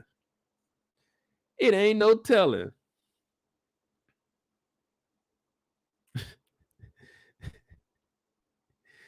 Shit, but she in here and she got the people on her side. That's one thing. The people gonna be the people. They gonna rock with who they rock with. They said, the hell with that. I'd rather have, they're gonna hate me when I say this. This is just like the people saying, I'd rather have Mama Benz than any of the other candidates. They all bad. That's like them voting for Kanye. Nigga, you really went out there and wasted your vote on that. You knew good and goddamn well. Shaquille Oatmeal is in the building, people. Shaquille Oatmeal is in the building. Now look at her, the assistant. She looking like, Mama Benz? I don't know if this is a glitch in the Matrix. Mama Ben said, hold on a second. We got something on the line, people. Look at all them zeros. Mama Ben said, what zeros? Right there, Mama Benz. She said, let me go outside, because this motherfucker said, catch me outside. She pulled up on goddamn Corbin. She was not the play. Now, he donated $10,000 on the TV, and then he gave her another stack talking about, hey, you need to withdraw from this. And there's more where that came from. I would have said, okay. When you say there's more to come, what mean by that? What do you mean by that? So you just gave me 10 and you giving me this one off the book, so I ain't got to put this one on the campaign. So you mean what do you mean there's more to come? I'm liking what you talk about, Corbin. Oh, this is off the books, right? Let me look around. Ain't no vans out here. I don't want to, you know what I'm saying? I don't want to see anybody, you know, trying to set me up, Corbin. But yeah, I'm bowing out gracefully. I like to consume my vote. I like to get on out of this thing, you know what I'm saying? I think the two candidates, they're better than me. I'll let them have it. Fuck all that. Fuck all that. I'm Mama Benz. I would have told Corbin, okay, that was 10. That was to them. Look, you got to donate 50 to the church. Yeah, in my campaign, 50 to that. Well, just donate 50 to the church, and then I'm gonna need 250 for me off the books. It's just a smooth 300. Just a smooth 300. That ain't 300K ain't hurting nobody. If there's more like that to come.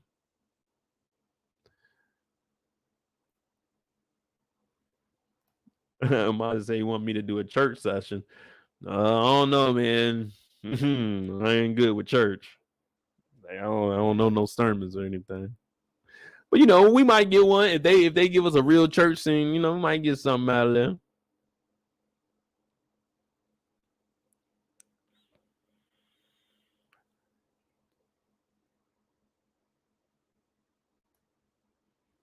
There was another line she said about being on the. Yeah, I don't really remember what she said. I just know she was like, "Man, I've been out here catching it from left and right." Like, damn, grandma. Yeah, it had the old it had the old niggas in church. The old niggas in church like, oh shit, Mama Ben's a freak. I always knew she was throwing that thing back then. She didn't want to give me none. No, nigga, she didn't. She ain't about to give you that now. She got money.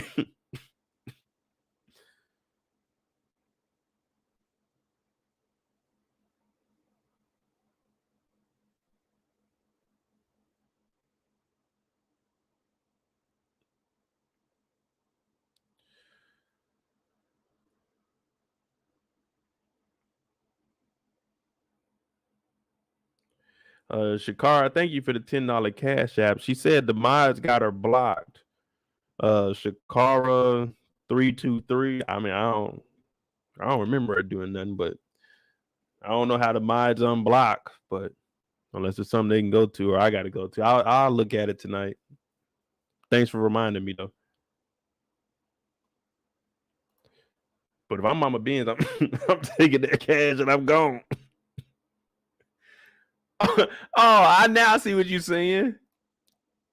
Who said it? Matthew said it. I was wondering what you were saying. That's not 25 cents. It's 2 pennies and a half.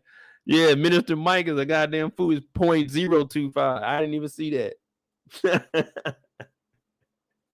Hey, that's disrespectful as hell. A nigga donate you 2 pennies and a half.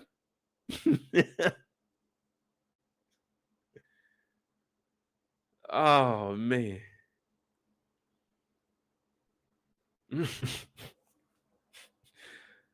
It sent you 2.5 pennies for your campaign, man. That's disrespectful.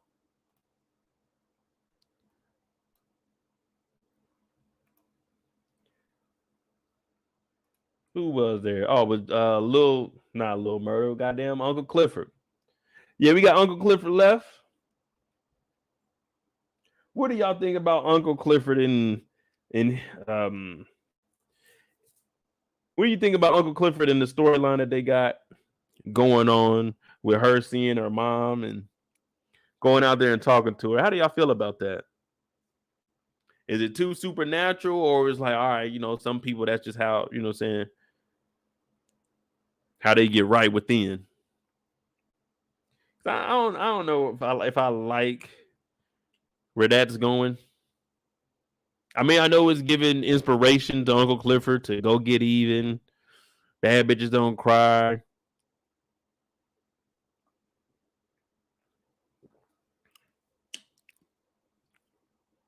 And Joe said Patrice need to give Mercedes back that 20. She's trying to flip it. She's trying to make something of herself so she can give her double. Mama Benz ain't looked back since she stole that 20.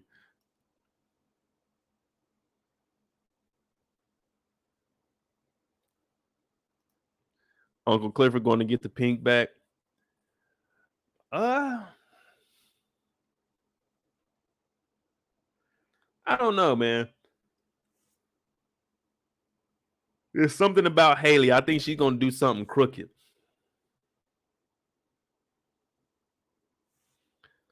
I just don't know how that's going to turn out.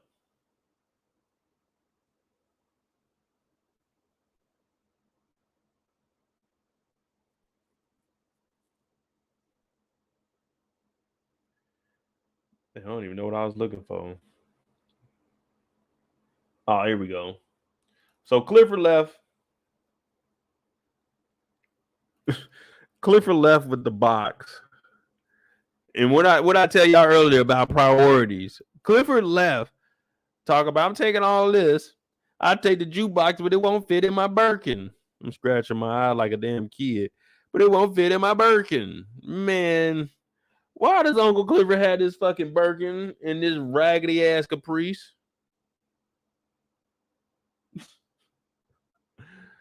Priorities, man. Priorities. Hailey looking at Uncle Clifford like an upset mom. Get out of here. You think you're gonna talk back to me? Just leave. Uncle Clifford go out. 40 years old, in this motherfucker crying. Like, come on, Uncle Clifford. Uncle Clifford and this motherfucker bawling their eyes because Hailey was on her ass. Now, any other time, we seen Uncle Clifford, oh, this yellow bitch, this light bitch, I'm gonna whoop your ass, bitch. Don't you talk about my grandma, bitch. Like, you were a tough guy. Now you out here crying. I didn't get out. I said, what the fuck? You back there doing all that screaming to Hailey. Hailey is your motherfucking boss. Hailey got more ownership of your place. I hate to say it. Fuck that history. Hailey trying to make some money. Now you in the car crying. Where all that tough girls talk? All that tough guy. I'm out here. Uncle Clifford look at the back seat. Mama talking bad to her. Y'all see what the mama said?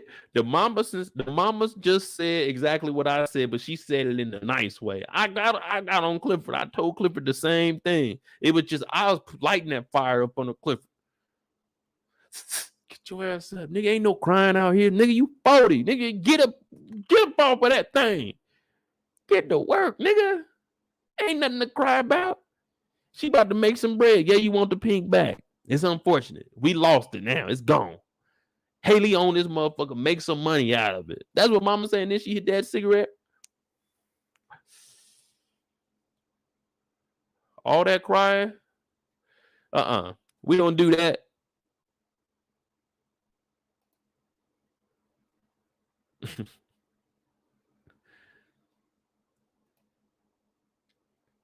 You better get your ass ready for that reopening. Uncle Clifford said, you know what, Mom?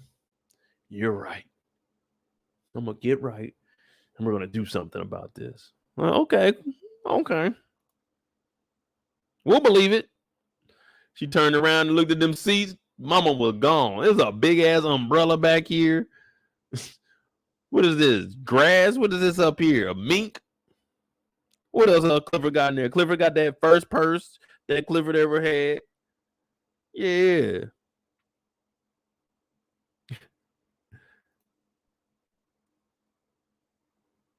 Clifford said, you know what I'm going to do? Said, dum, dum, dum, dum, dum, dum, dum, dum, dum, dum, dum. We riding spinners. They don't stop. Yeah, I used to have spinners, you know what I'm saying? I was a third nigga in Kansas City with spinners on the whip. That's just facts. JD had it first. That was my rim supplier. Hey man, hope you been holding it down in there. You know what I'm saying? Like my nigga up for drugs, but you know what I'm saying, it is what it is. And then my boy J Man had a Monte Carlo, the new when they switched over to the new style. So we were the first three. But damn. Clifton pulled up, got dubs on the whip, don't own the club. The pink is in Hailey's name now. Pink own that. The pink is not owned by you no more, but you got the whip. Fresh paint job, check. Yeah. Pulling up on dubs.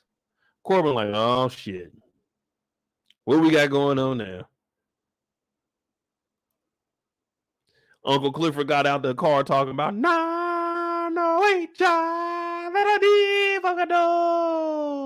Sancta Nara. Ooh. From the day I was born in the dirt.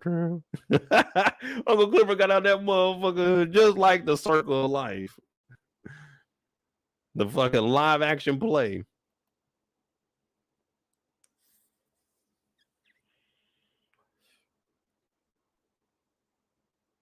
Uncle Clifford out here talking to, to Corbin. This nigga Corbin is upset. This nigga's upset, but Uncle Clifford trying to tell him, I can't even stop laughing. Uncle Clifford trying to tell this nigga, hey, bro, you need to figure out who you are, half Negro. Corbin was not trying to hear that at all. I told you, man. What is that outfit Uncle Clifford got on? That shit was fucking funny, man. I told you that nigga got on that.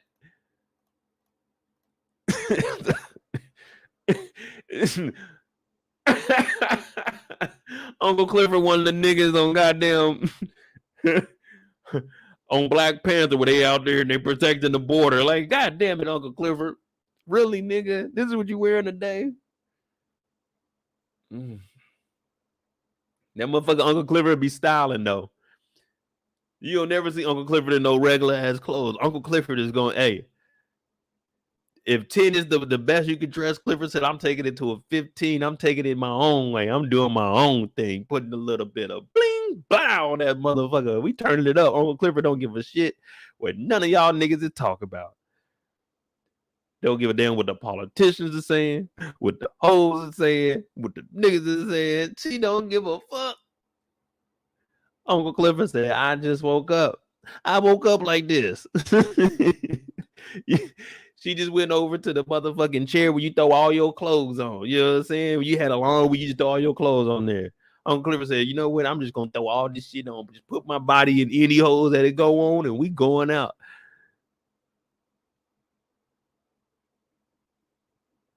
Goddamn Uncle Clifford pulled up on dubs, nigga.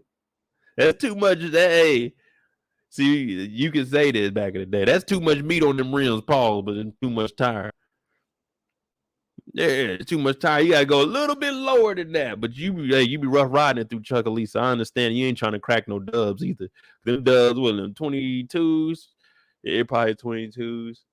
Them dubs back then, well, ain't no telling when you got them. You probably about 2,400 for those now. Back in the day, they were like 3,000.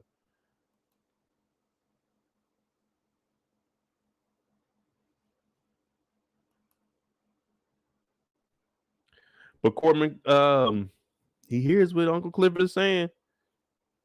And y'all see, just because Uncle Clifford came out there with them nails on, that don't mean Uncle Clifford don't know what a hard day's worth of work is. Told Corbin, you need to go, hey, go handle that. Go handle that.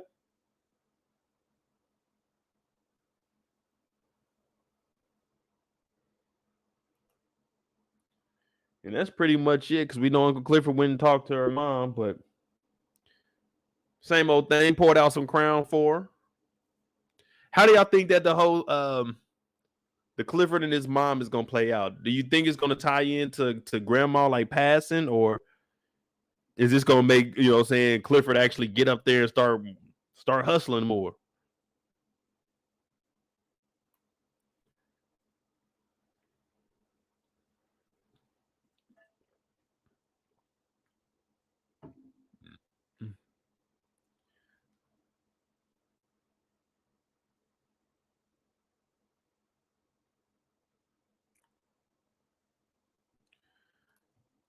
Hell yeah, Corbin talking about you gonna help me, nigga. You see how dirty you are? No one just unless I prepared. Like if I call Corbin, he's like, "Hey, you want to come to the field and help me out tomorrow?" If I ain't got shit going on, I'm gonna come help my dog out. First of all, y'all niggas ain't that cool, even though you know what I'm saying. Used to get the dolls from Uncle Clifford, but come on, man. I'm not about to help you, dog. Like, nigga, I didn't come with the right clothes to get down in no field, let alone the shoes, nigga.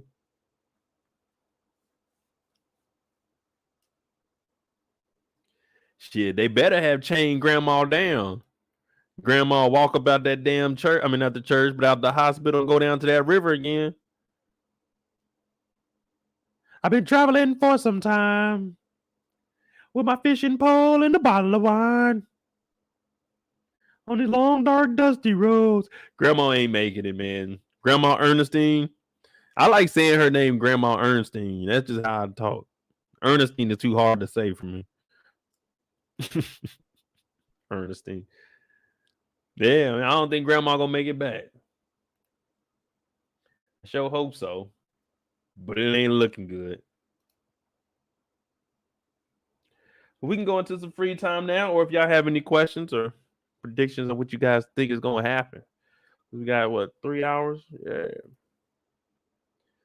we be rolling through them now.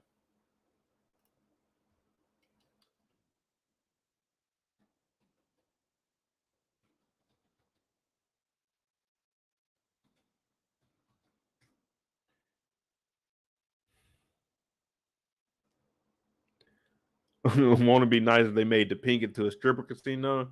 Um, with they trying to spend on this casino, I don't think it could be nothing like that. You know what I'm saying? It had to be like one of the gentlemen's club because the pink is too crazy. The type of people the type of people that frequent the pink, you let's be real. Them are people, but we don't want them around the casino. That's just too much nonsense with $1 million establishment. It's like, dog, that's too risky now. That is just too risky. But that goes for anybody. Like, you don't see them putting expensive things where like the damn the bikers be at, the white bikers and shit. They don't put nothing like too expensive down there by them either. We ain't taking that risk.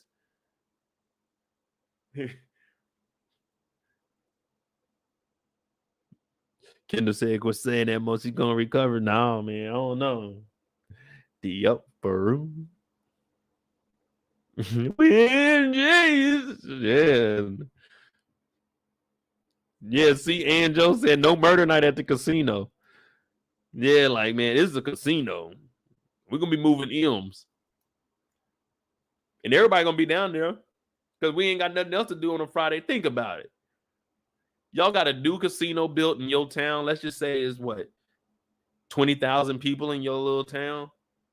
They just got a casino. We all going up there. Hey, Friday nights, we going up there. We gonna eat. We gonna get some drink. We might shoot a little bit of dice. We might, but I mean, we ain't got that kind of money to lose. So I can go shoot. I can go shoot 50 or 100. Come on, Daddy need a new pair of shoes.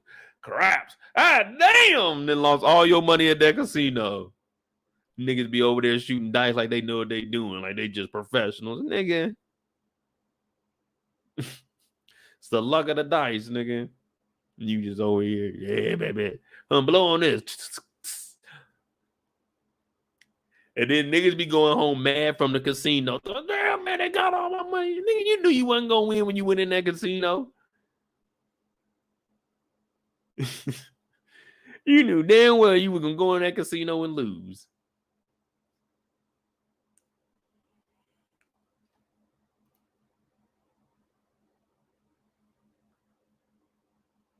And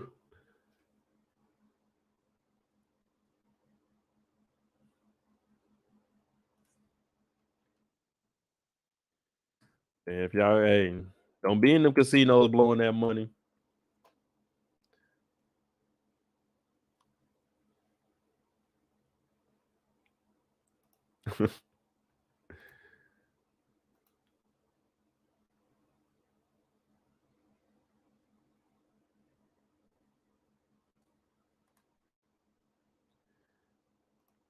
And Williams said, I think it's going to motivate him and possibly prepare him for his grandma.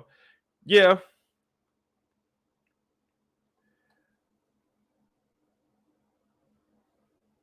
Got to do something because Uncle Clifford ain't, let's be real. Uncle Clifford ain't never been motivated. Can y'all think of an episode where he was motivated to actually do something?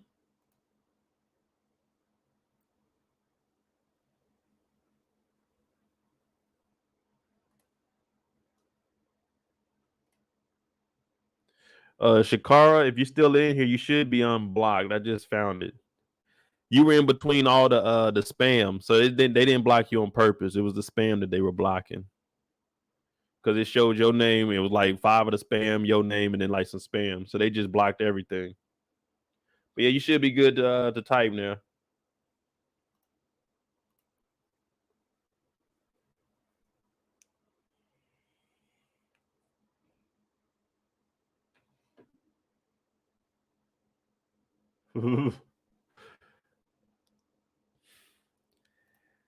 I gotta find a song for grandma. When she die, I might. I don't see her making it. So when she passed, I might wear a suit that day. Hopefully it ain't next week because I don't want to put no suit on next weekend. Maybe the weekend after. No, next weekend. Next weekend is episode 9, and then we're not gonna do PValley till that Monday because not this Sunday coming up, but the next one is the premiere of Raising Kanan, and that's what we'll be doing live on. We'll do the finale on that Monday. So August Sunday the 14th, it'll be Raising Kanan live, and then on the 15th, hey, we got PValley the finale. Hopefully it's a good one though. I don't want to be tearing up on here, you know what I'm saying? Now it's your turn to cry. No, they ain't gonna have me crying the river. Shakara, no problem, man. Yeah, I was over here. That's why I took a little break. You didn't hear me talk. I was trying to type in, like, how do you see who's blocked? But yeah, it was legit. It was just you. Your name was in between a lot of spam.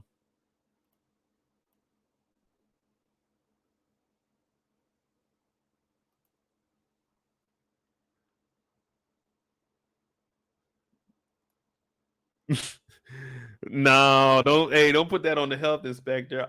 All I did was try to do my job in here, and I came in and y'all was not ready. Why Toy gotta die? Toy is irrelevant. We don't even. After Uncle Clifford said she was gonna whoop on her, shit. We ain't heard from Toy ever since.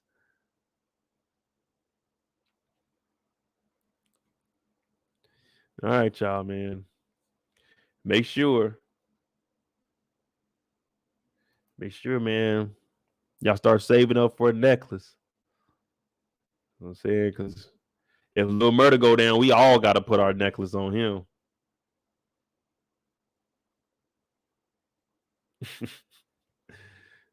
Hey, man, what you doing, man? I'm taking out a loan. How much, man? I got to get at least $50,000 worth, you know what I'm saying, worth of jewelry. They done got a Lil Murda. I got to go down put my necklace on. Like, damn, nigga, that's what you saving up for? Tell Lil Murda to stop banging.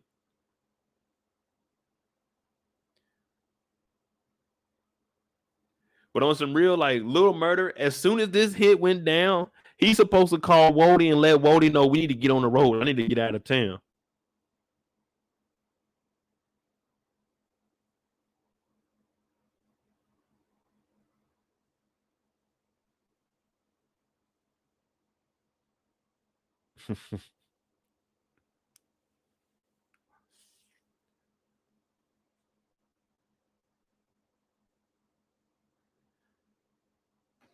Yeah, Little Murda might catch a case for this. But you got to do something. You can't stay in the town, man. Let me tell y'all something. This ain't 1975. This ain't 1960. This ain't 1981. Niggas is getting caught. Let me tell you, niggas is getting caught. There's always something recording. There's something. Niggas is getting caught more often nowadays. But your ass can't stay in the city, and you better have got rid of that chopper, man.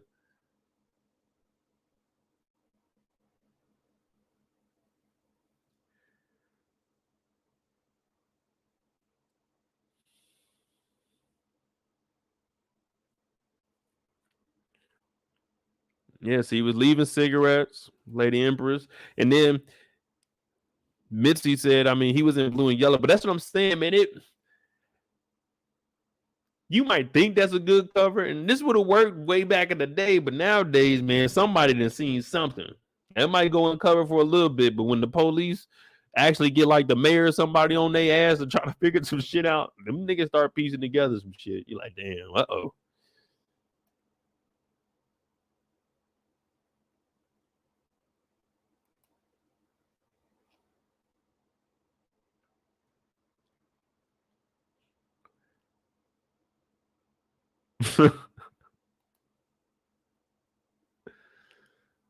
Little murder. But you in the game though. This is some shit you got. You got to get ready to get on the road, man. You can't be here.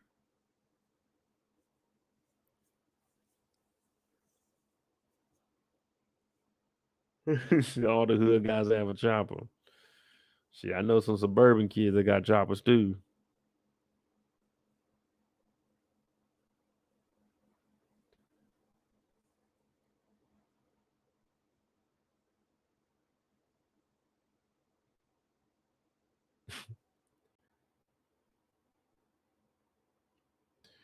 Oh man.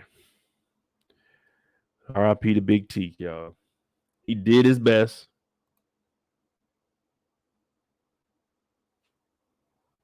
But ultimately, his mind got to him.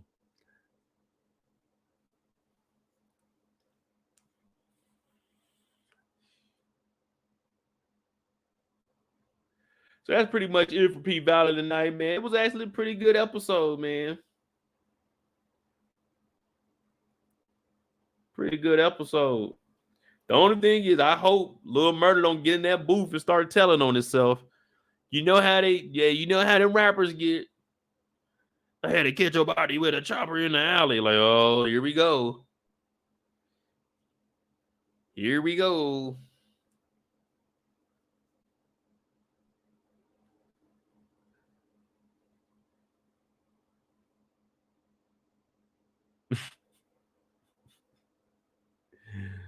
This nigga Lil Murda is the gangster version of the dude from Empire. What's that nigga from Empire? Hakeem?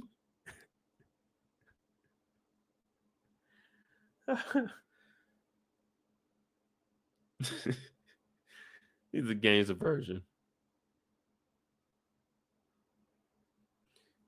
Man still had blood on his hand.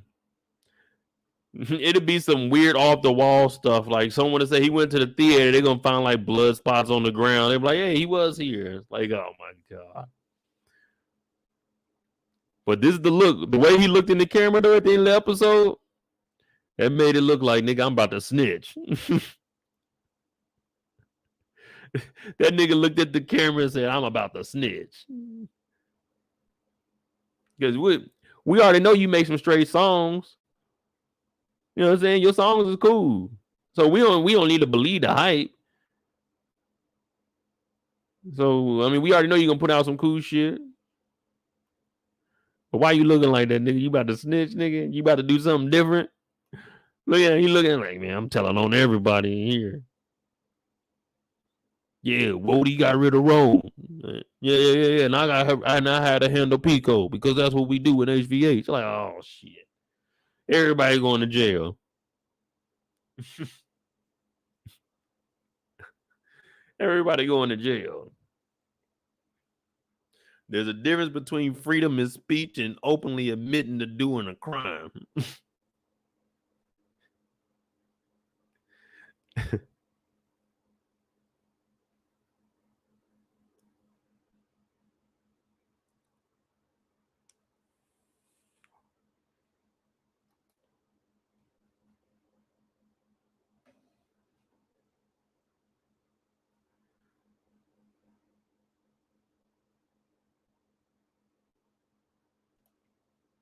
I was surprised Mercedes. Yeah, everybody was looking at that. The Mercedes decline was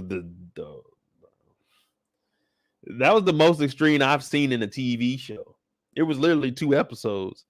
She was over at Coach's house doing that thing. What's that old song? Throw that ass in a circle. Throw that ass in a circle. She was doing her thing.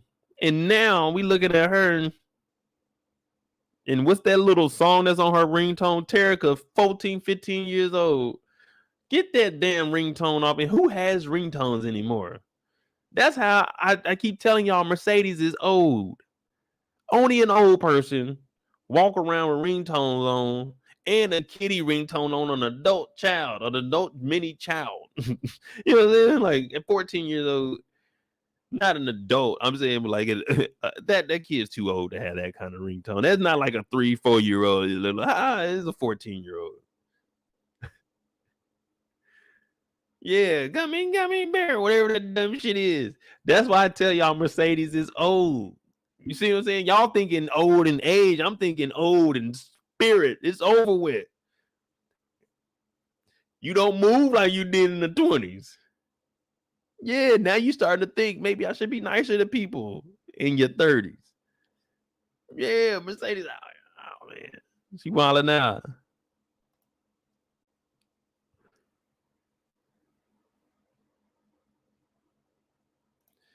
Shelly Shell said that's how them small country towns do. They be so far behind. Yeah, she's just old, man. I mean, ain't nothing wrong with it. She look good. No one is saying 30 is old, but you know what I'm saying? It's just your body. Just naturally, just hey, at 30, it's like, hey, that's it. It's over.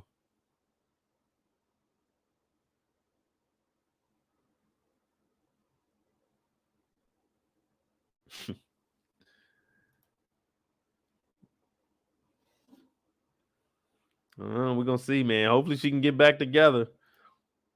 Because next week it's going down, y'all. Well, that's what it was looking like. It's gonna be the grand reopening. So next Sunday should be a live one. Definitely should.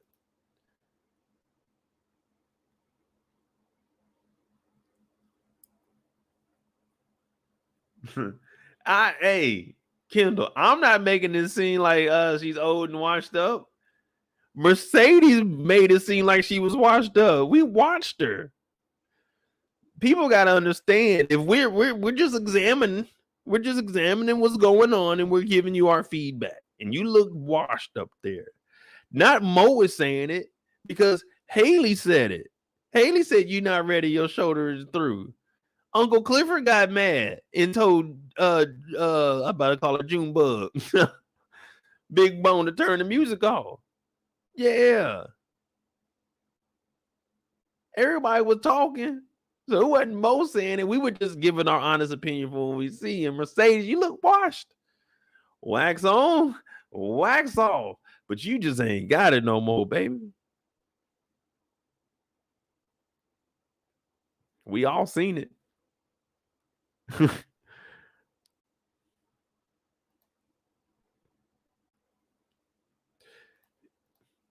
It's the pink dude spirit is messing with her. See, I don't know.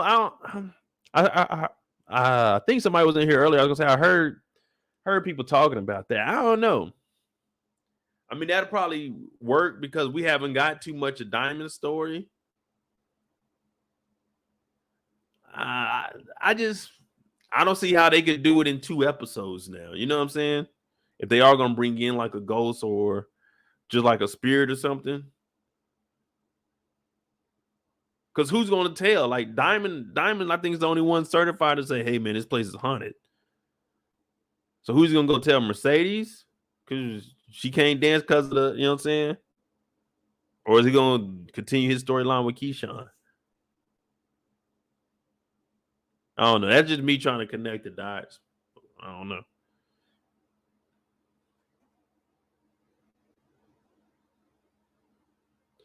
But whoever came up with that theory, I give him that's a hell of a thought, man. Because I'm thinking about that. Like, I'm damn sure wouldn't have thought nothing about that damn ghost no more. Because I ain't want to see this shit.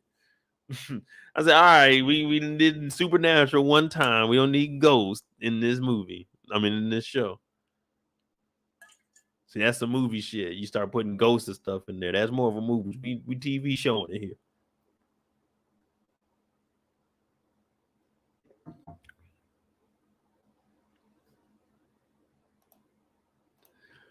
Yeah, lady, we definitely know nothing about Big Bone. That's why I did a video on her and Diamond. We're like, man, can we really trust this girl?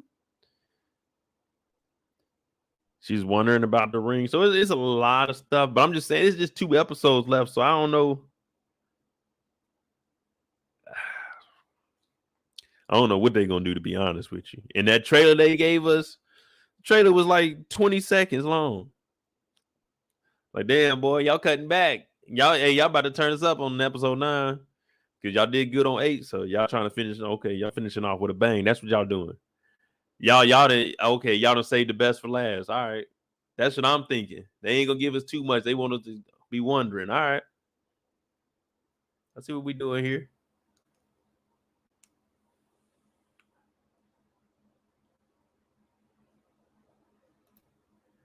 Shelly Shell Diamond did pull the spirit out of her arm, but I don't think that was a spirit. That was just the pain that he pulled out because the spirit was in the room. That's why they had to cover up the paint.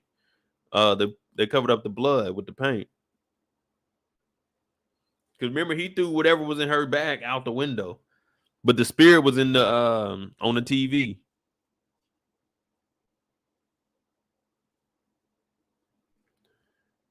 Not unless that. I mean, I don't know. Maybe I don't know if that was a spirit. I thought they were just pulling some pain out of her. The spirit leaving. Your soul is mine.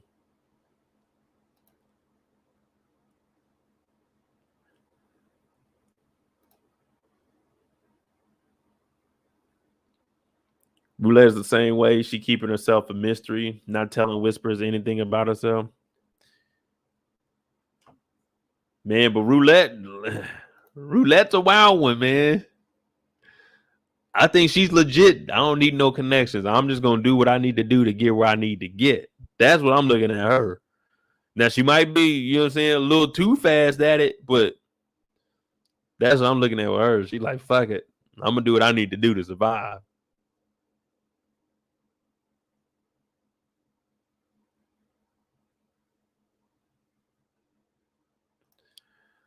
Roulette and Little Murda acted their ass off this episode. Yeah. That's what I say. This is my best rated episode so far this season, man. They did a good job with this. Because it was more of the, like, outside of Andre and Hailey, it was like, damn, all right, this is making the show. It's keeping us on the edge of our seats the whole time. You know what I'm saying? It's like, all right, cool. It's no down moment with them.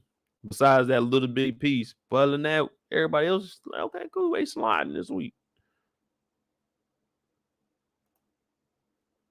Whoever this writer is, I'm gonna go and find him. I'm gonna hit him up on Twitter and say, man, you did a hell of a job. Any show you write, recommend it to me. I'll watch it. You did a good job.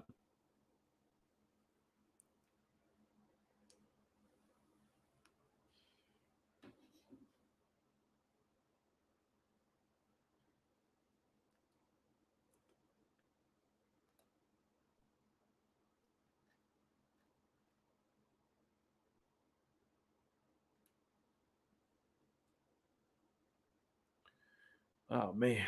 Well.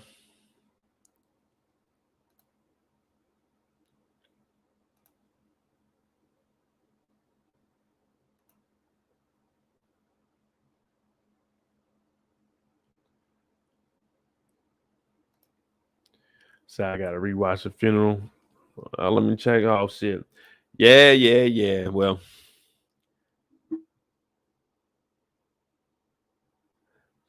I don't know why my channel be getting all this damn spam crap, man.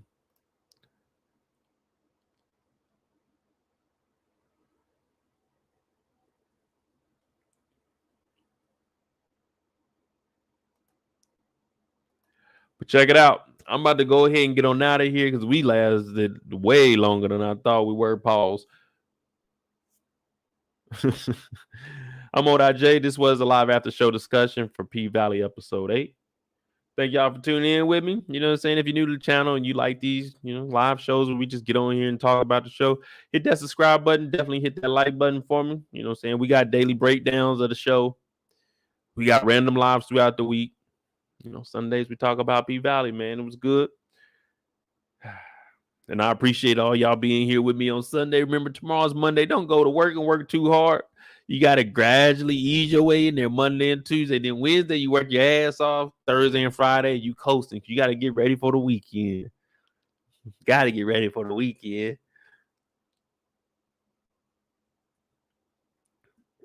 Thanks for watching. If you want to help out the channel, you know what I'm saying? We don't ask for donation, but they are appreciated. Cash App is at the bottom of the screen. MOEDOTJ. Thank y'all for watching. What we got tomorrow? Tomorrow I'll be on Pretty Girl Loves Trap content. She's doing a 5 heartbeats breakdown. So we're going to do that little discussion live. So y'all go over there. I'll put the link in the community tab. But hope to see y'all on there. Or if not, we'll be live for the shop. Thanks for watching, y'all. I'm out now.